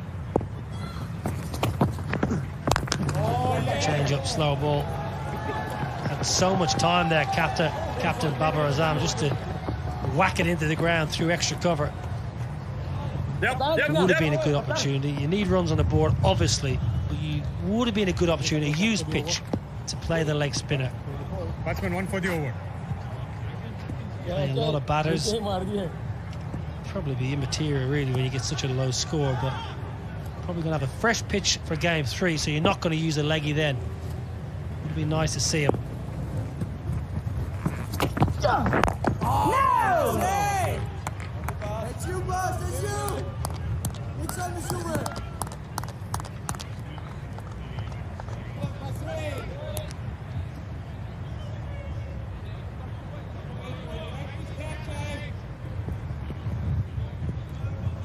See just 2 strips along to the left. That's the pitch that's earmarked for Sunday's game.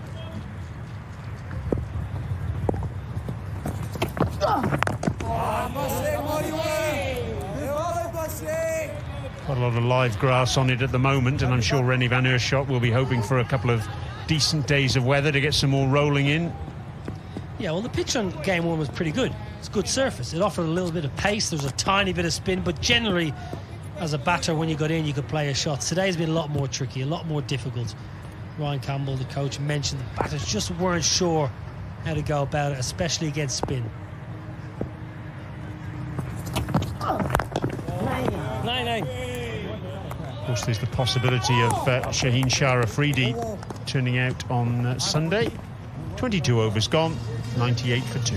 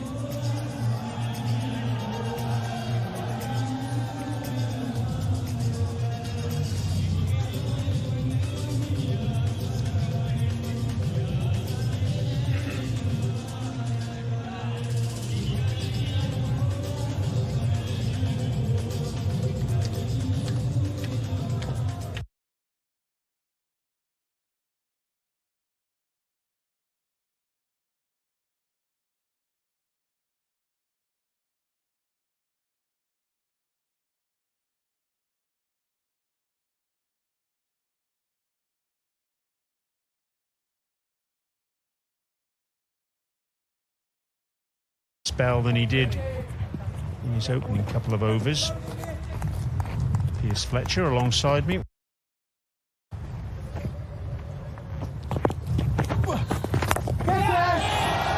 Short, pulled out to deep square leg and taken. Best fielder in the side, Baz Deleda, and he gets the wicket. Babar Azam goes. Well, it wasn't Aryan Dutt's best delivery of the day, but it's been a successful one. You can see how much it means to young Aryan Dutt. Big smile on his face. Been a tough day for the Dutch. That ball wasn't much better,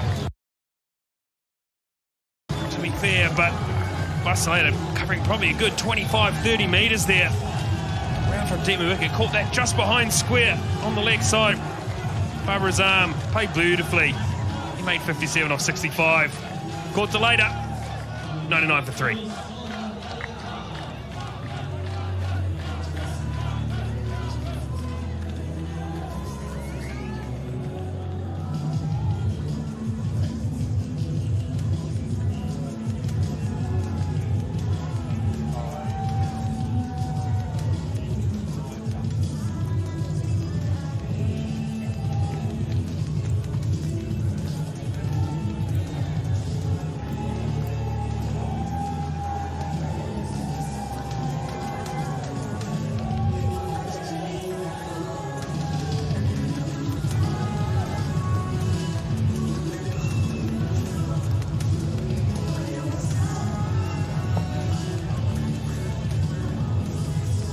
Salman Aliaga coming in at number 5. Just his second one-day international. Played a very nice hand at the end of the first innings for Pakistan a couple of days ago. 27 from 16 balls. This is why he's here. Yeah, top edge from Babar Azam. Not quite in control. He's been in control of everything today, but lost control of that delivery there. A lot of smiles. Tell you what, get one more here, make it 4 for 100. There's a little game on. Batsman crossed, so Salman's at the non-striker's end.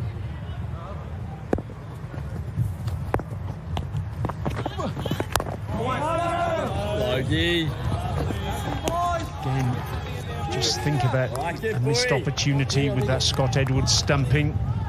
It would be 100 for 4. It would be 99 for 4 if Rizwan was also back in the pavilion. The chances the Dutch consistently have not taken this summer.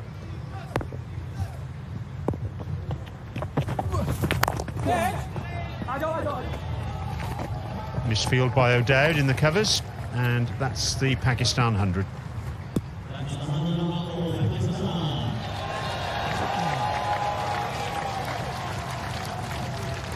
Second one, a little bit tougher than the first. They have been in control though throughout. So losing those 2 early wickets. They put quite a nice partnership on together, did Rizwan and Rizwan, but now a new job for the new batter in. Oh, on it, Pre. Salman off the mark. This field by Pringle at short third man. Yes, that partnership for the third wicket. 88 in 19 overs. Basi.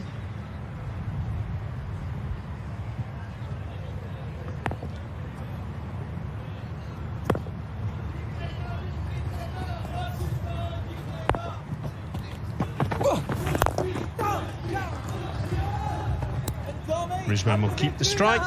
23 overs gone, 102 for 3. Over.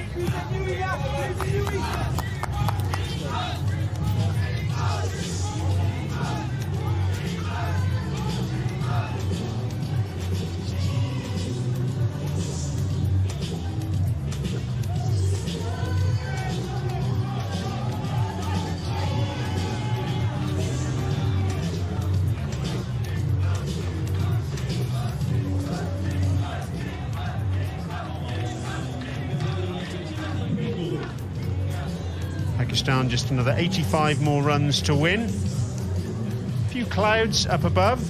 And there's the Duckworth-Lewis Stern pass score. So if it were to rain now, Pakistan would win quite comfortably. They need to be ahead of whatever that pass score is, were the heavens to open. Yeah. Tim Pringle, change of ends for him now, operating from the pavilion end. Lovely, lovely. Probably a touch short in his first bout, Pringle. And also maybe a touch too wide of off, so looking to get that ball up a little bit further than out. The centre will hit with his drift. Oh, he must have just got a little feather on that, I rather fancy. Rizwan, ball scuttled through, stifled appeal.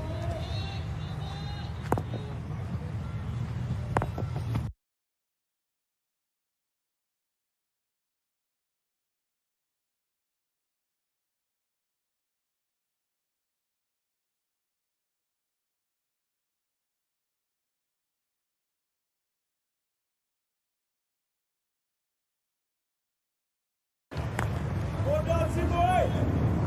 little bit more energy on the ball here from Pringle.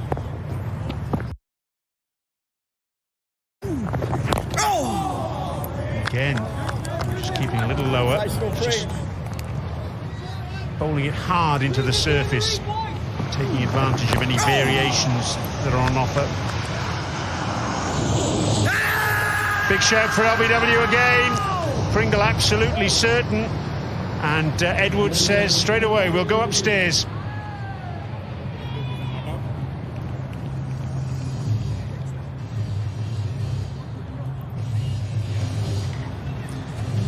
TV umpire to director, we have a player review for LBW. On-field decision is not out. I've checked the front foot. It's a fair delivery. Can I have front on first, please? Yes.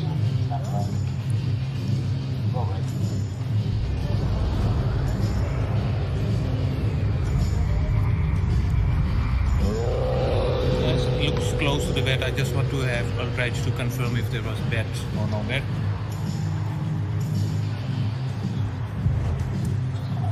Yeah, stand by waiting for Ultrage.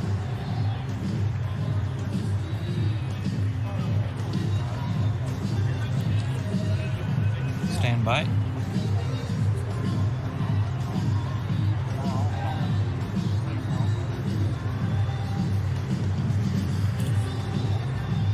Still building. Yeah, still waiting for Ultrage.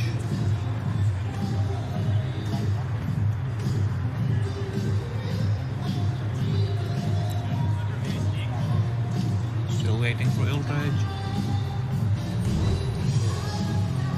Ultrage coming up. Flat line, flat line, flat line, flat line. Keep rolling it. No, I'm happy. Can you roll it through the pads, please? It's flat line, flat line, flat line. There's also a gap between ball and gloves. Okay, can I have ball tracking when available? Original decision is not out. Pitching in line, impact in line, wickets umpire's call. Nathan, you can stay with your decision. Stand by. Stand by. You can signal. Well, that one was so close that had Nitin Bharti given it out and Pakistan reviewed, it would have stayed out. Just clipping leg stump as opposed to giving it a fair old clump.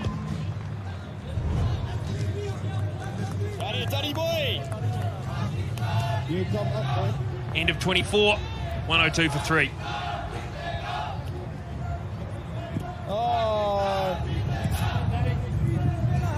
Daddy, do you want to slip? Yep.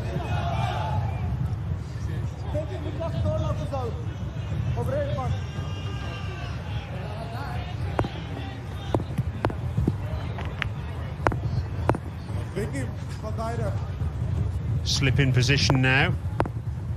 Dutt just asking Vikramjit to go a little wider. Salman Ali Agha, well, we know he plays positively. And there's an illustration. Lovely intent that he's come out with. Second ball, come down the wicket. Mid-on, mid-off up in the ring, and he's going to say, I'm not going to have any of that. Get one of those boys back. Or through that wide mid-on area. Straight away, you see the change in field. No, Edwards wants him back up. Cooper suggesting maybe a long on. And man in the ring. Again, make or break time for the Dutch. And get one more here. I feel like they've got a little bit of an outside sniff.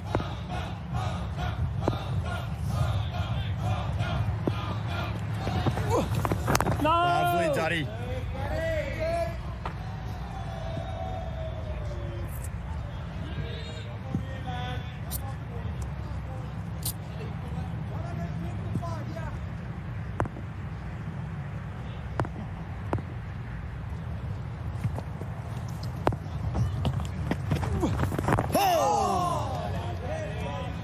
Better length from Dutt. Got to keep looking to hit those stumps at this stage of the game. There is turn on offer, and we've seen balls go through the inside edge between bat and pad. Rizwan was the victim of that previously. Here they are. Supporters out in the crowd. Exactly. Oh, lovely, Daddy. Nice cat and mouse this between batsman and bowler. Looking to use his feet. Salman and Aryan Dutt saw him coming. Mid-on has gone back to long on now to protect the over.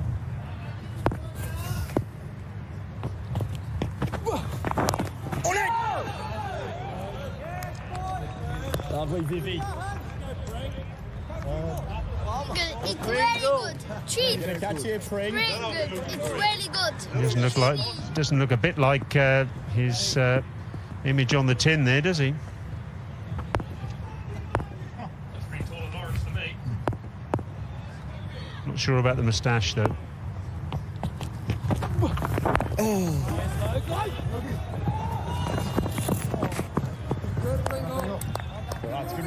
Good backing up by the man himself there, Tim Pringle. 25 overs gone, 107 for 3.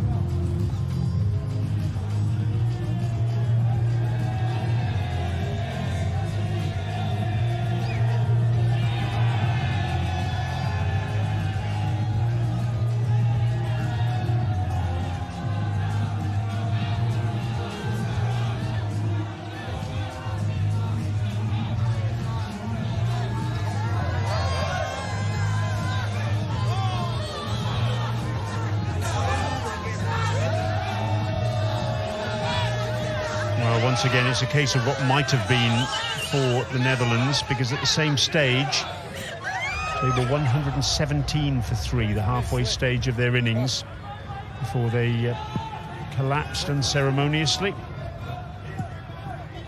This was the high water mark of their innings. From here on, it was all downhill.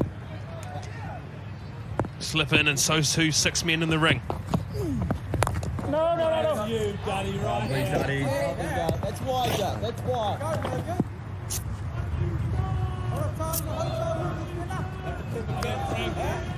Put that toe up, Frank.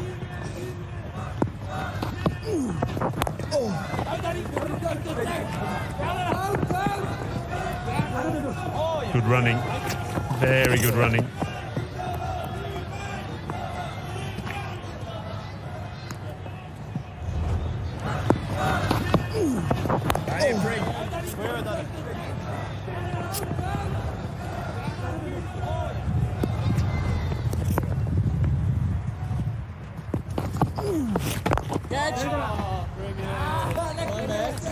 Just have a look at this from Salim Aliaga. Every ball just undoes his gloves and does them back up again. And I know one player who does that in the world.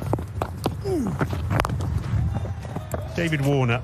That's his little switch off, switch on method.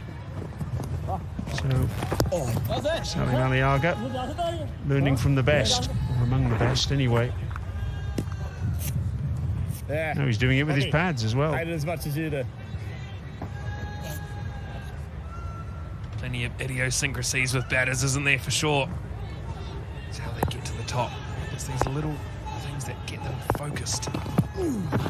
Oh, Reese.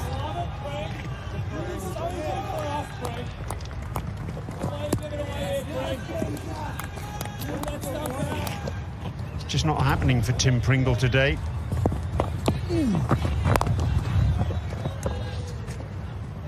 Just can't get his line and his length and his pace right. Helped, of course, I'm sure, by the discomfort he's feeling in his left big toe. End of the over, 5 runs from it. 26 gone, 112 for 3.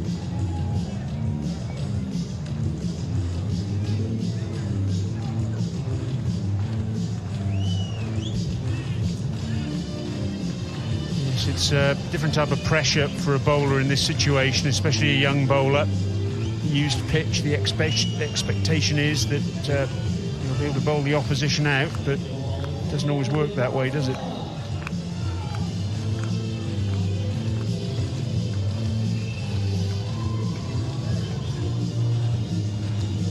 Comparisons.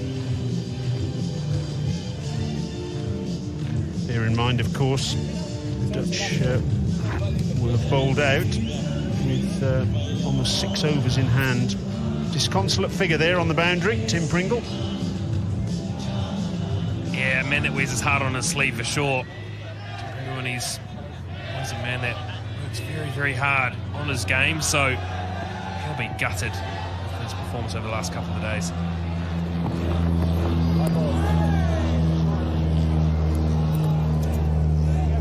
Yeah, and he'll note that hit on that front foot. As a right-handed batter, you might think, oh, that's not too much of an issue, but for him, that he drives off that back leg, so that will be his front toe as he drives off to try and get that turn, that momentum forward through the crease. As soon as that's compromised, he's unable to sort of drive his way through the crease, and it's just not happening for him today.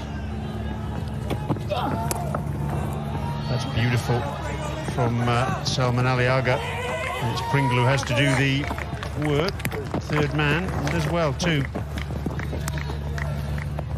Yeah, regardless of little niggles or injuries, he will put his body on the line, swing to his mother out the back a little bit earlier, and Lacey told him to harden up. But that's just the Dutch Kiwi and the family right there.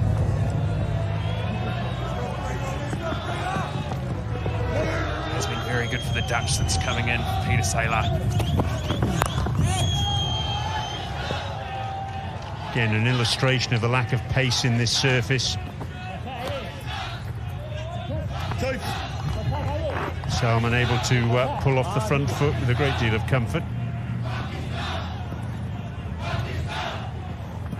Yeah, obviously with Peter Saylor retiring, an opportunity for another spinner to take that step up.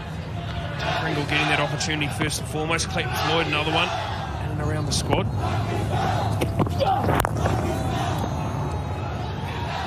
Good shot from Rizwan. Even on the slow outfield, that's raced away for 4. What fantastic timing. Yeah, touch full, touch straight from Bastelator. Nonetheless, that shot from Rizwan shows you such a quality performer he is.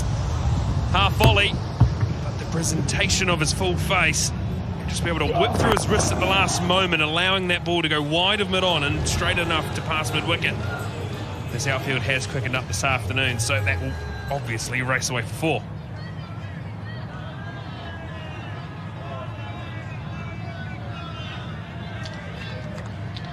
Sakleen Mushtaq, the head coach. Mohammed Yusuf on the right, the batting coach. Two absolute legends of the game.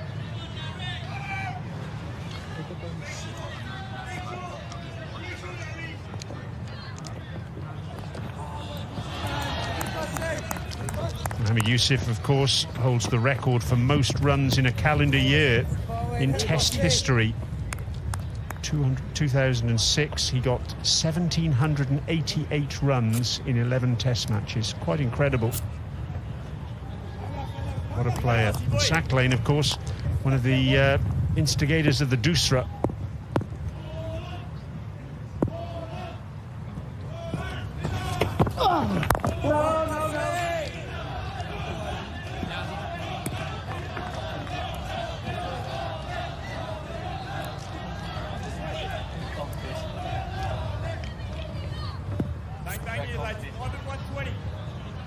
There's Bastelator's speeds for the day. He's only been hovering around that 83 mile an hour mark, which, to be fair, is a little bit down on what he has done in the previous series. He's touched 140 kilometres an hour earlier on in the summer, so probably a sign of the amount of cricket he's playing. No, 27 gone, 121 for 3. RTC.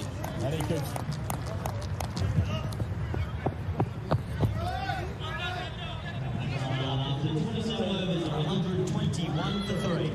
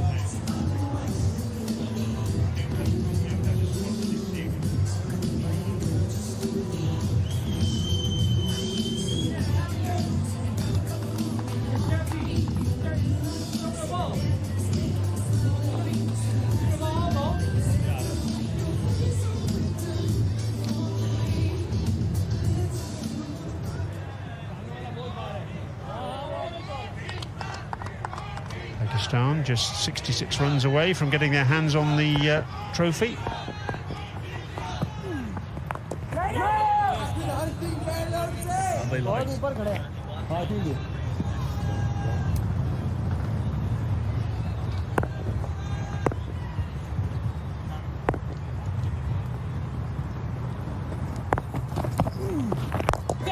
Upish and just away from the man at short extra cover.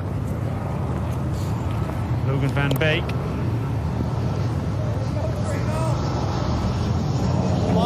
Middle line and length. Pringle, a little bit of bite off the wicket. Nice and straight lines. It's where he needs to be if he's going to present any challenge. Pakistan side. Slip in now.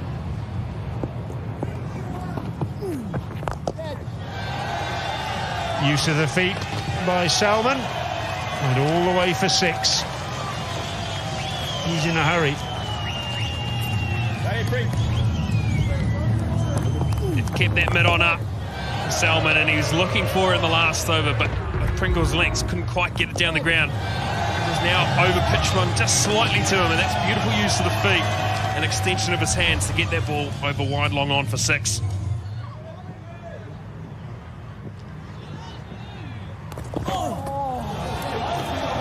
Just drags his length back, Pringle, and that'll be 4 more. Just over long on. then through backward point.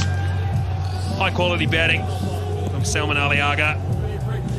Being able to get forward to get that length back, and this time just cutting basically out of the keeper's gloves. Slip showing that it was far too wide from him, and Slater, as quick as he is never going to be able to chase that down.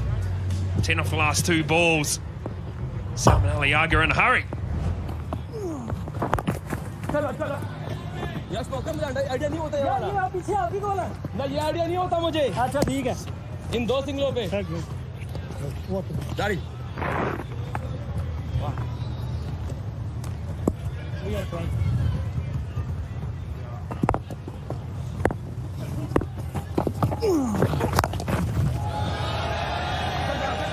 Bad ball, short ball, pulled away. Great work on the boundary by Nidamanuru. I'm sure it'll be checked. TVM Pi 2 director, can I have a look at the boundary, please? Yes. Thank you.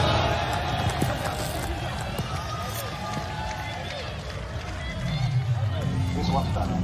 Yeah, can I have a different angle? Yeah.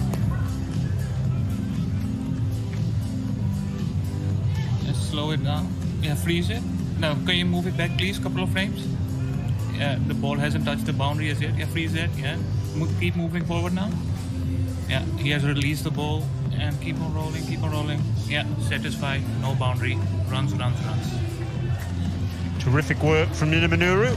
28 overs gone, 136 for 3.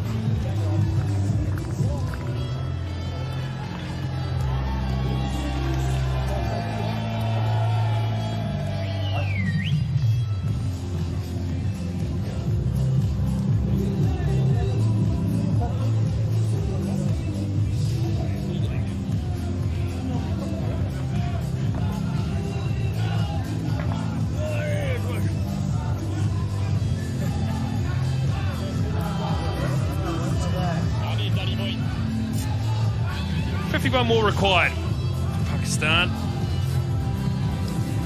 Very much cruising along at this stage. You're going to see a change in the bowling. Just the 1 over for Buster Later. Murray and Dutt to return from the airport end.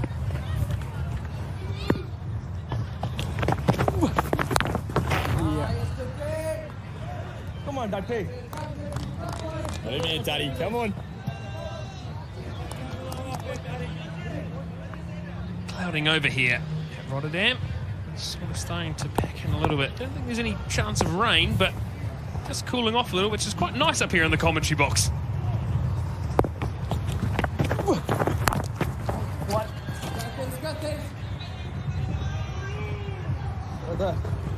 I'm sleeping. Back to the box, Niall O'Brien. Thank you very much, Pierce. One-way traffic, I'm afraid, since about 11:03 this morning. Pakistan have dominated. Clinical so far.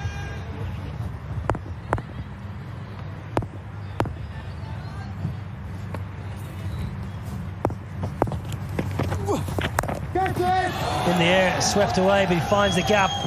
Excellent batting, excellent use of the hands. Baz the Later will mop it up in the deep. Really good game awareness from Salman Aliaga, who looks really good. He's a find. Yeah, really like the intent he's come out with.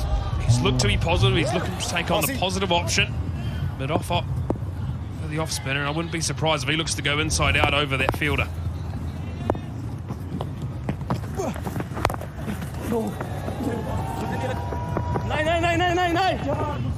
It's the kind of player you want in the middle overs of an ODI. When the field spreads, someone who's not afraid to take the bowler on, be aggressive. A boundary hitter.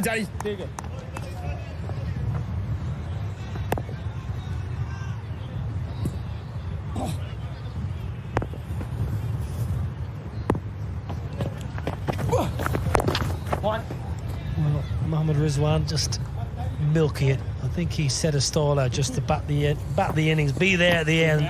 The Pakistan keeper. It's been a pretty disappointing day so far for the Netherlands, but take nothing away from the visitors, who've been very good.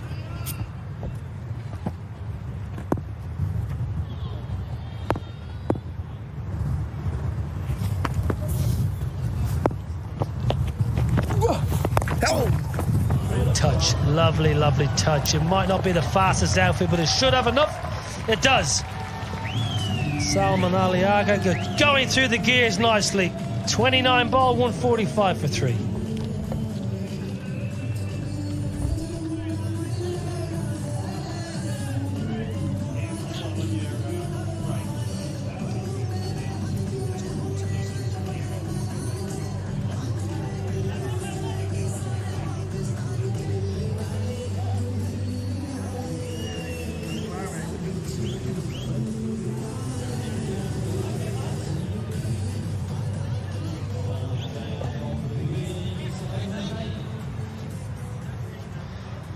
Well, 42 to win, 126 balls. It's going to be a stroll in the park. This is game 2 of the Wolf 777 News ODI series, powered by ITW Universe, Netherlands, Pakistan, in wonderful Rotterdam.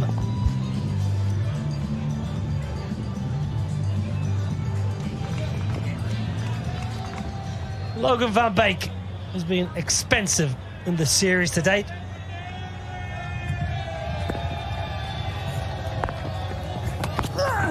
White ball. It's not going to get any better for Logan van Beek. Leg side wide. Game 3 fast approaching.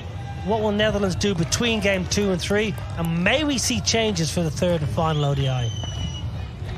Tough question, Niall. You got Ryan Klein sitting in the wings, potentially replacing one of the spinners. So Tim Pringle could miss out potentially.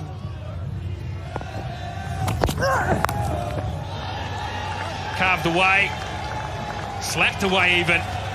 Ryan square. Ground staff do the fielding. They've been exceptional this series. Unfortunately, the bowling and the fielding of the Dutch hasn't. Short ball pulled away.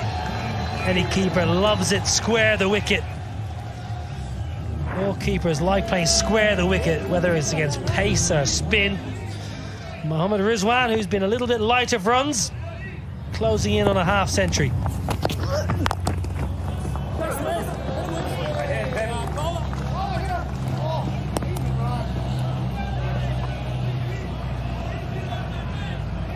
So Pringle could be one to miss out, maybe bringing in the extra seamer if they feel like they want to go that way. Pitch 2 along does look a little bit greener than the ones they've been playing on at the moment. Other option, potentially, maybe Taja Manur has been lighter runs. Maybe they look to reinforce that top order, getting Musa Ahmed in. Otherwise, maybe you've got to go real aggressive and get that extra spinner in. On the charge. I think Salman Aliaga has got a dinner reservation somewhere. 5 p.m. local time. He wants to get back to the hotel, get out for a bit of early supper. He's seen enough. 36 and 123. He wants to get this game done and dusted. That's what they're playing for. Wonderful trophy. Pure gold.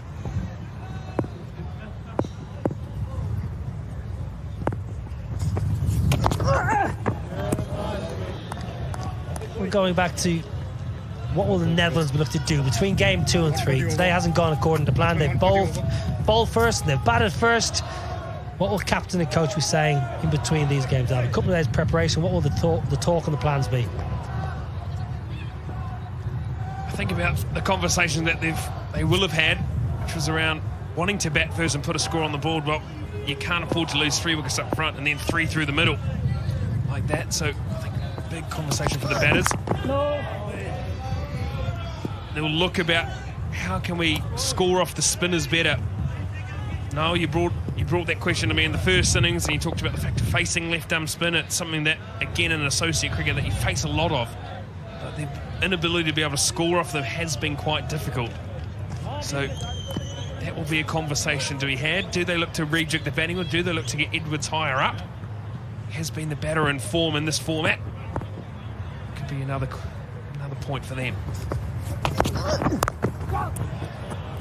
Excellent work at backward point. Another over, ticks by. 30 done, 151 for 3.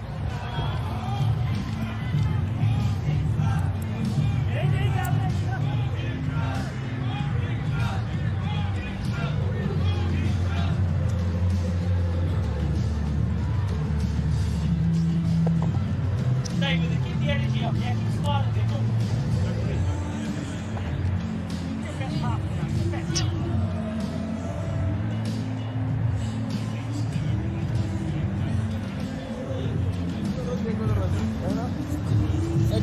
Pakistan in cruise control. Just 36 more needed. Bit of Garfield Sobers, 6 sixes. Bit of Herschel Gibbs, a bit of Herschel Gibbs against Dan Van Bunga in St. Kitts back in 2007. Excelsior legend. Living around where you guys are staying. Well, nice touch. Well, I know Dan Van Bunga pretty well. He was on the MCC Y season, my brother, and I reckon after Dan got hit for 3 of those sixes, he said, "Oh, I could get myself in a," and he just got higher and higher. And Herschel just said, "Yes, please, further and further." Got himself in the record books, did Dan. The after dinner speaking's gone through the roof. Herschel Gibbs, honorary citizen of the island in the Caribbean because of that marvellous feat. Good cricketer, Dan Van Bunga, back in his day. When he came off, he could hit a ball clean. Yeah, it must be said he was a part-time spinner. Not a frontline spinner, definitely a lower middle order batter that could bang it quite hard. So very, very skillful back in the day. Played a little bit for Middlesex, white ball cricket. Nice study, nice study. Mohammad Nawaz was excellent today. Picked up 3. He put a good bit of pace on the ball. Nice bit of turn. Out spinning Pringle and Aryan Dutt. There it is. Warm applause for Mohammad Rizwan, the Pakistan wicketkeeper. 6th in ODI cricket to go along with his 2 centuries. A little wry smile because he's been a little bit shy of runs. He's enjoyed that innings. Yeah, important innings for him. Niall, he's been very, very impressive. He just soaked the pressure early. He's batted quite nicely at the end there, and he's just set his stall out to bat the innings and bring this home for the Pakistan team.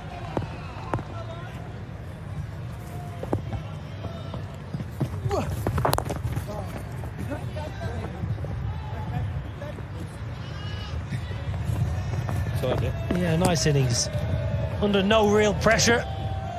It hasn't been easy. The ball's been turning. A little bit sluggish. That's a good knock. 4 boundaries. Strike rate below 70, but he won't care about that. He wants to be there at the end. He set his stall out right from the outset to be there at the end, spent time at the crease. He's been there nearly 2 hours already.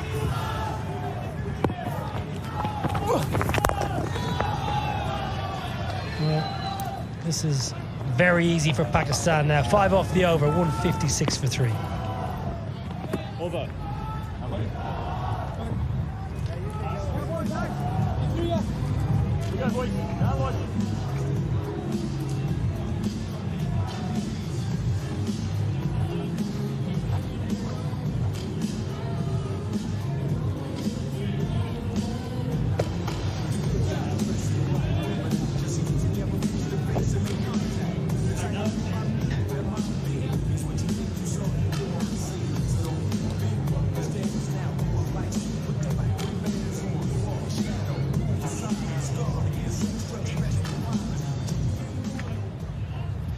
156 for 3, just 31 needed.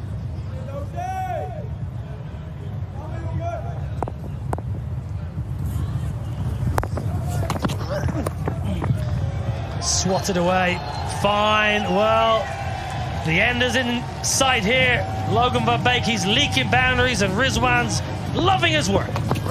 Yeah, he's been exceptional today. He's picked up anything straight and on his hip. He's been absolutely ruthless. Over-pitched as well. He's played with a nice full face. Very, very strong innings from the Pakistan wicketkeeper. And into this innings in ODI cricket, it's been a little bit light on runs, only averaging 28. Again, that ball have just settled him, scoring all around the ground. Very strong on that leg side, into that hip.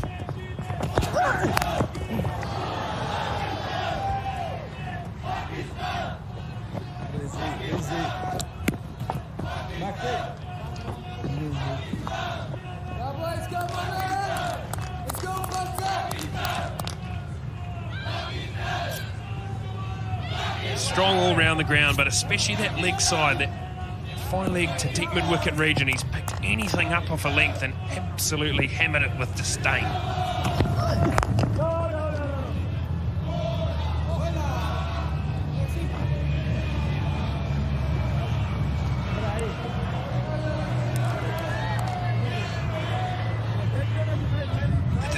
Very much guilty of going straight to Rizwan.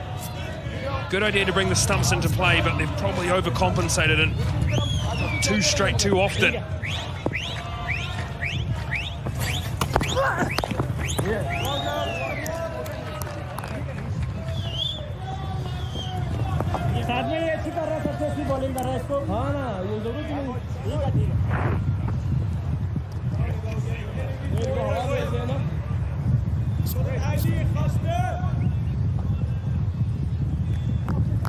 We haven't seen Viv Kingma return to the bowling attack. Slightly surprised he took the 2 early wickets.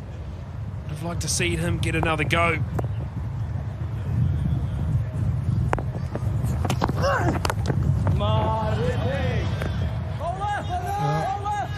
Persisting with that short-pitched tactic, Logan van Beek. Testing out in the middle of the surface. It's been a disappointing day for Netherlands. Just never really got going. 2 players can hold their head up really high. Baz de Leede was brilliant with the bat. Tom Cooper, I thought, played really well. Vivian Kingma bowled nicely with that new rock, but generally has been pretty disappointing. And once again, Logan van Beek takes a tumble. Another over. Slips by. 163 for 3.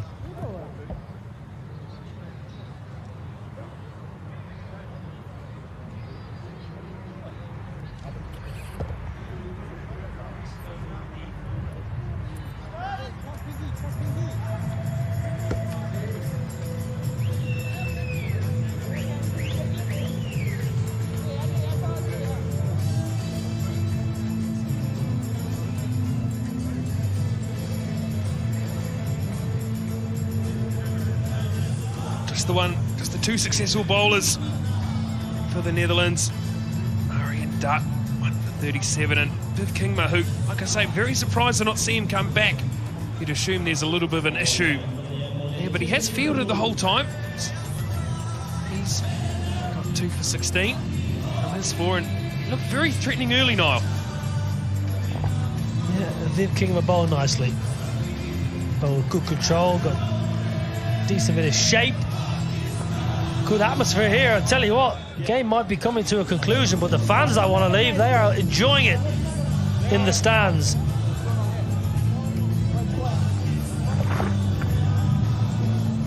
Pringle's going to return. Not been his best day. He's gone 5.5 runs and over. Cover. Should come from the airport end. Should we bring one? Sorry, I didn't Scott Edwards, the Netherlands captain, ringing the changes. Trying to find something. Just behind. Just behind. Just.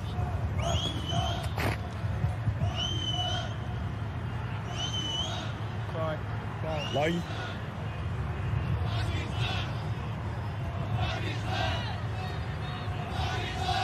Ready.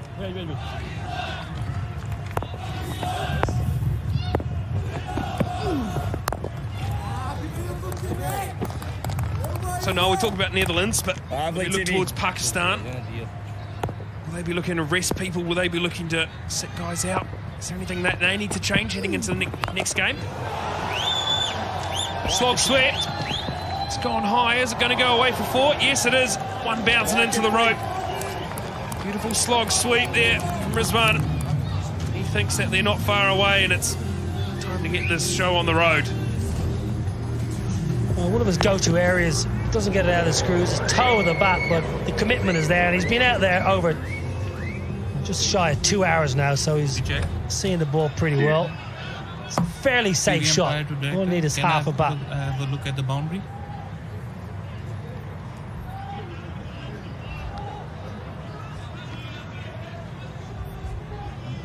TV umpire to director. Yeah, slow it down. Yeah. Roll back 1 frame. Yeah, I'm satisfied. That's boundary 4. Boundary 4. The 4 runs stands. Boundary check could have gone for 6. Oh, lovely pre. Well, yeah, just going back to your question, I think they might make some changes. 2 up in the series. I would love to see Shanawaz Dahani and have a go. Good pace bowler. Exciting talent. Lovely, Lovely to see him have a crack on a new surface as well, most likely. It'd be good to see him have a go. They've got the leg spinner, Zahid Mahmood. Good to see him have a crack. Backup keeper Mohammad Harris, who can also play as a batter alone. So I'm sure Saqlain Mushtaq and Mohammad Yusuf will definitely ring the changes. Why not? A perfect opportunity, 2 up in the series, to have a look at some players. Misfield from Delada. Hit himself. The way through and wicket. Get game time into some of these players. And obviously with that in mind, the Super League points are important, but Pakistan quite safe in that top 7. Yeah, I think Pakistan are going to be just fine. They're a good side, playing good cricket. They'll back themselves even with a couple of changes. Across the stumps again, Vikram Singh settles himself, drops it over the rope. Poor positioning, sort of dawdled to the ball. TV umpire to direct. Looked like it went all the way for 6. Niall O'Brien, not good enough. Not the first time this summer. Oh, well, good being a good, talented young batter. You've got to feel better than this. That's a poor effort. Yeah. Lackadaisical. Boundary 6. Doesn't make the ground in this day and age. That should be taken. Half a dozen more for the keeper. 33 bowled, 175 for 3.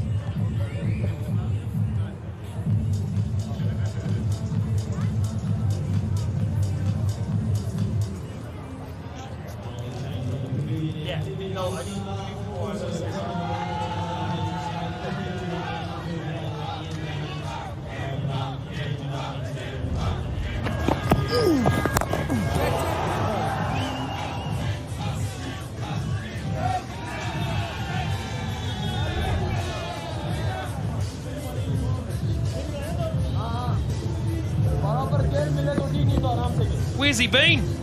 Viv Kingma. Great first spell, 2 for 16 in his first 4 overs, and it's taken the captain 25 overs to bring him back into the attack, Niall O'Brien. Yeah, good bowler, Viv Kingma. Bowled well today. Bowled back of a length with good control, with a little bit of pace, not brisk, but sharp enough.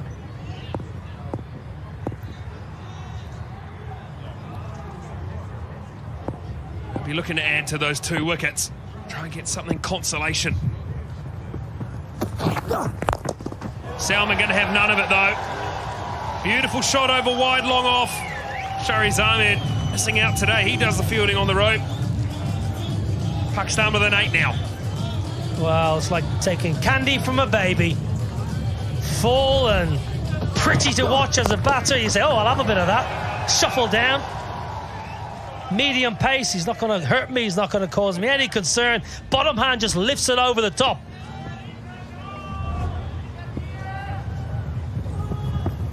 Good ball.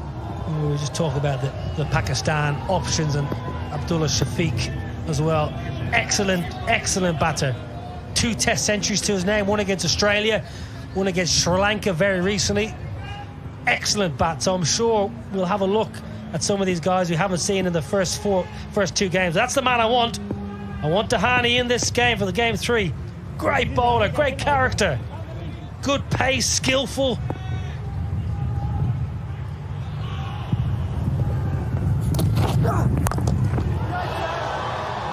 Carved away. Vikram Singh in chase.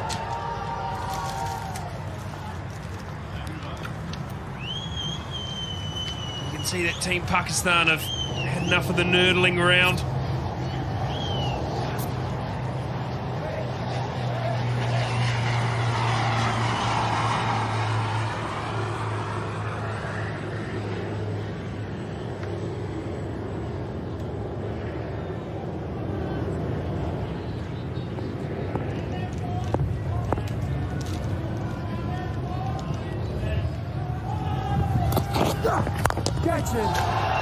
And the slot again from Kingma. And Salman Aliaga says, thank you, Mr. Kingma. Beautiful shot.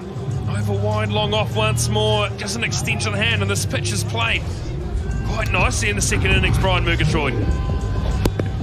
Yes, hitting on the up there. It wasn't a half volley. Just hitting through the line of the ball. And victory is, well, very, very close now for Pakistan. Salman will be looking to hit this for 6 to get his first ODI 50, I'd say. He's tried, and he's got it for 6, and that's an ODI 50 in just his second game. Salman Aliaga wins the game for Pakistan by 7 wickets with over 16.2 overs to go. 35 balls, 5 fours, 2 sixes. It's onto the football pitch at the back of our commentary box. And what an emphatic win that is for Pakistan. They lead this series by 2 matches to 0, and they claim the trophy. That will be in their hands come Sunday evening. Here's the winning moment. Again, not fooled by any stretch of the imagination, but beautiful shot. And what a way to go to your first ever ODI 50. Mohammad Rizwan absolutely stoked for the young man. Big smile on his face. He's come out with such great impetus today and just taken this away from the Dutch.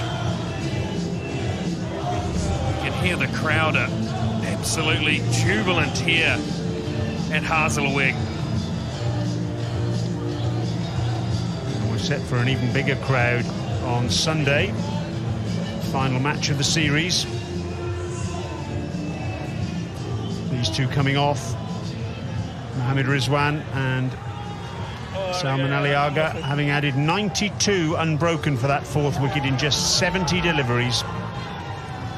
Job well done for Pakistan and Babar Azam. And that is what you call a conclusive success. Yeah, they've been on top for a high majority of this fixture, and yeah, after those early wickets lost by the Dutch, Pakistan have just run with it and been on top ever since. So many congratulations to them. Thoroughly deserved victory. Very, very impressive.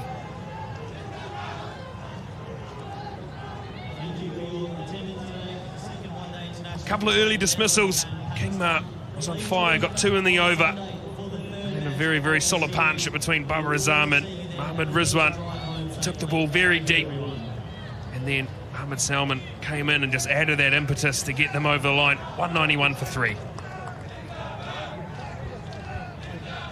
Bowling figures, not an awful lot to write home about.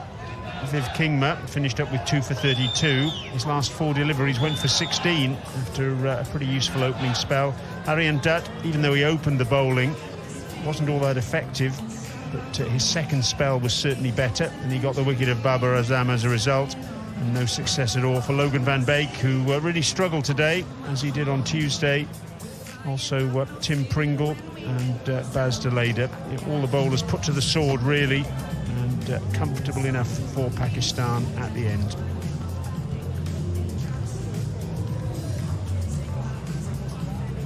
Easy win for Pakistan after their struggles on Tuesday. Remember, they won by just 16 runs in that opening one-day international, but no such strife for them today. A conclusive success. Remember, they had the Dutch 8 for 3 this morning, and ever since that point, despite a partnership between Baz de Leede, who made his highest score in one-day internationals, and Tom Cooper, it's been pretty much one-way traffic.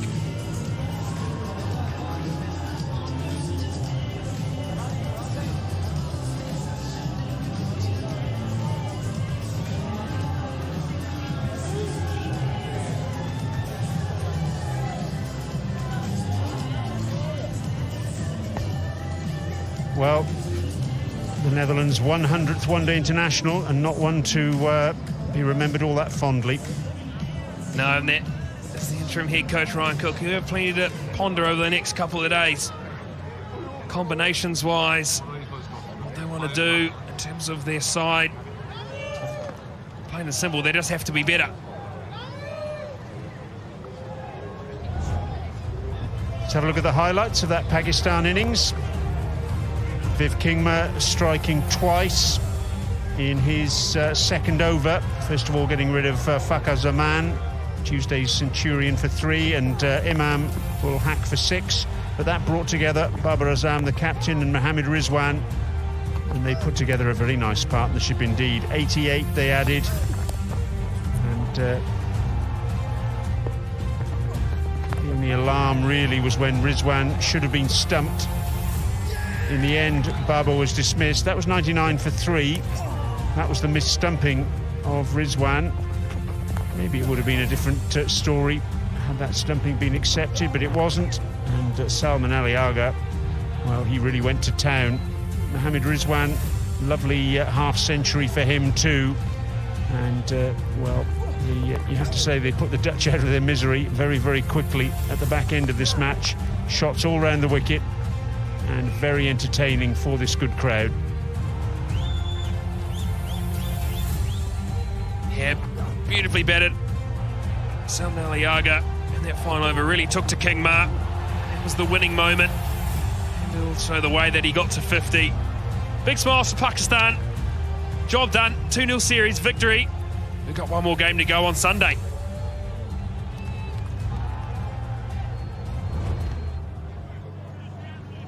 So, we're done and dusted in terms of the action on the field. Time now, though, for the presentation, and we'll go down sidelines and join Niall O'Brien. Well, I'm joined by player of the match, Mohammad Nawaz, 3 for 42, very well bowled. Rotterdam or Karachi? Thank you very much, and I think it looks like Karachi today, and I did enjoy it very much today. Tell me, we spoke off air there, 2 bowlers operating at 90 miles an hour. Is that easier for you or more difficult because the batters are going to come after you? I think sometimes it's a little bit difficult because once they face 90 miles per hour, the bowlers, and then they come after me, but sometimes it's good as well because if I bowl in the good area, so it can be like wickets coming for me. So yeah, sometimes it's good and sometimes it's not very good. You've been in this side for a long time, in and around Pakistan international cricket for a long time. Genuine all-rounder, you're enjoying your role. Yes, my focus is to perform as all-rounder for my team, whether it comes for batting or bowling. I just give my 100%, and whenever my team needs, and I must perform as an all-rounder for them. Very well performed today. Brilliant player of the match, Mohammad Nawaz. Thank you very much. Thank you very much. Thanks. Okay, we've got Scott Edwards coming in, captain of the Netherlands side. Scott, thanks for joining us. A difficult day, a difficult afternoon. You got what you wanted, but the toss, it didn't go according to plan. Yeah, I think, at the start we knew it was going to be a little bit in it to start, and we probably went a little bit too hard. 3 down in the first 10's, always hard to come back from. I thought Tommy and Bus were awesome, and then we just needed someone to go with Bus there at the end.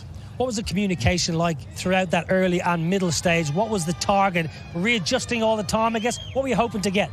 Yeah, we were sort of thinking around 250 would have had us in the game. And, even if Bus and Tom had probably got another 5-10 overs in, we probably could have adjusted up from there. But, yeah, as it was, we just couldn't get going in the lower order.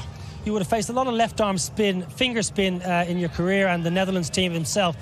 When you come up against raw pace or wrist spin, it's sometimes understandable. You might come unstuck. Against finger spin, is that a little disappointing?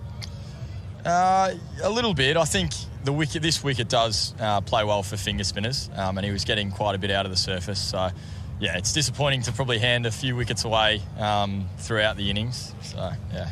You're a very positive character in victory and defeat. How are you going to pick the boys up in the sheds today? Yeah, I think there's a lot of positives still to take, but it's the same thing. We just want that win. So, building on where we are and hopefully get that win on Sunday. All the best. Thanks, Scott, for joining us.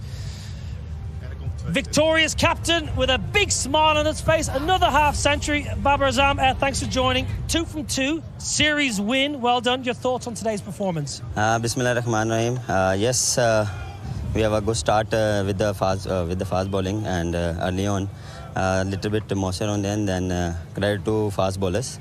They bowl very well in the first 10 overs and take wickets. And later on, spinners, Shadab and Nawaz, they bowl very well and take wickets. So, yeah, we are very happy. You read conditions very well because you wanted to bowl first when everyone in the ground thought use pitch bat first. But you said, no, we want to bowl first. Definitely because of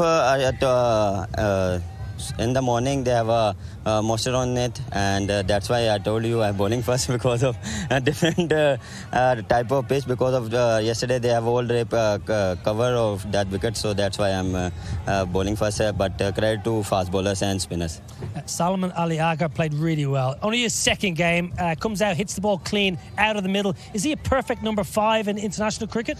Yes, we are trying different combination, and Agha, they have a second match and they show his class, and definitely they're playing more game and they're more confidence and belief. They play very well today, and looking forward to the next match.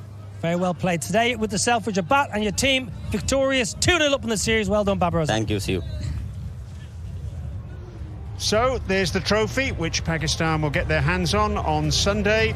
A win by 7 wickets today, and we'll do it all again on Sunday. Thanks for being with us today, and we look forward to your company again.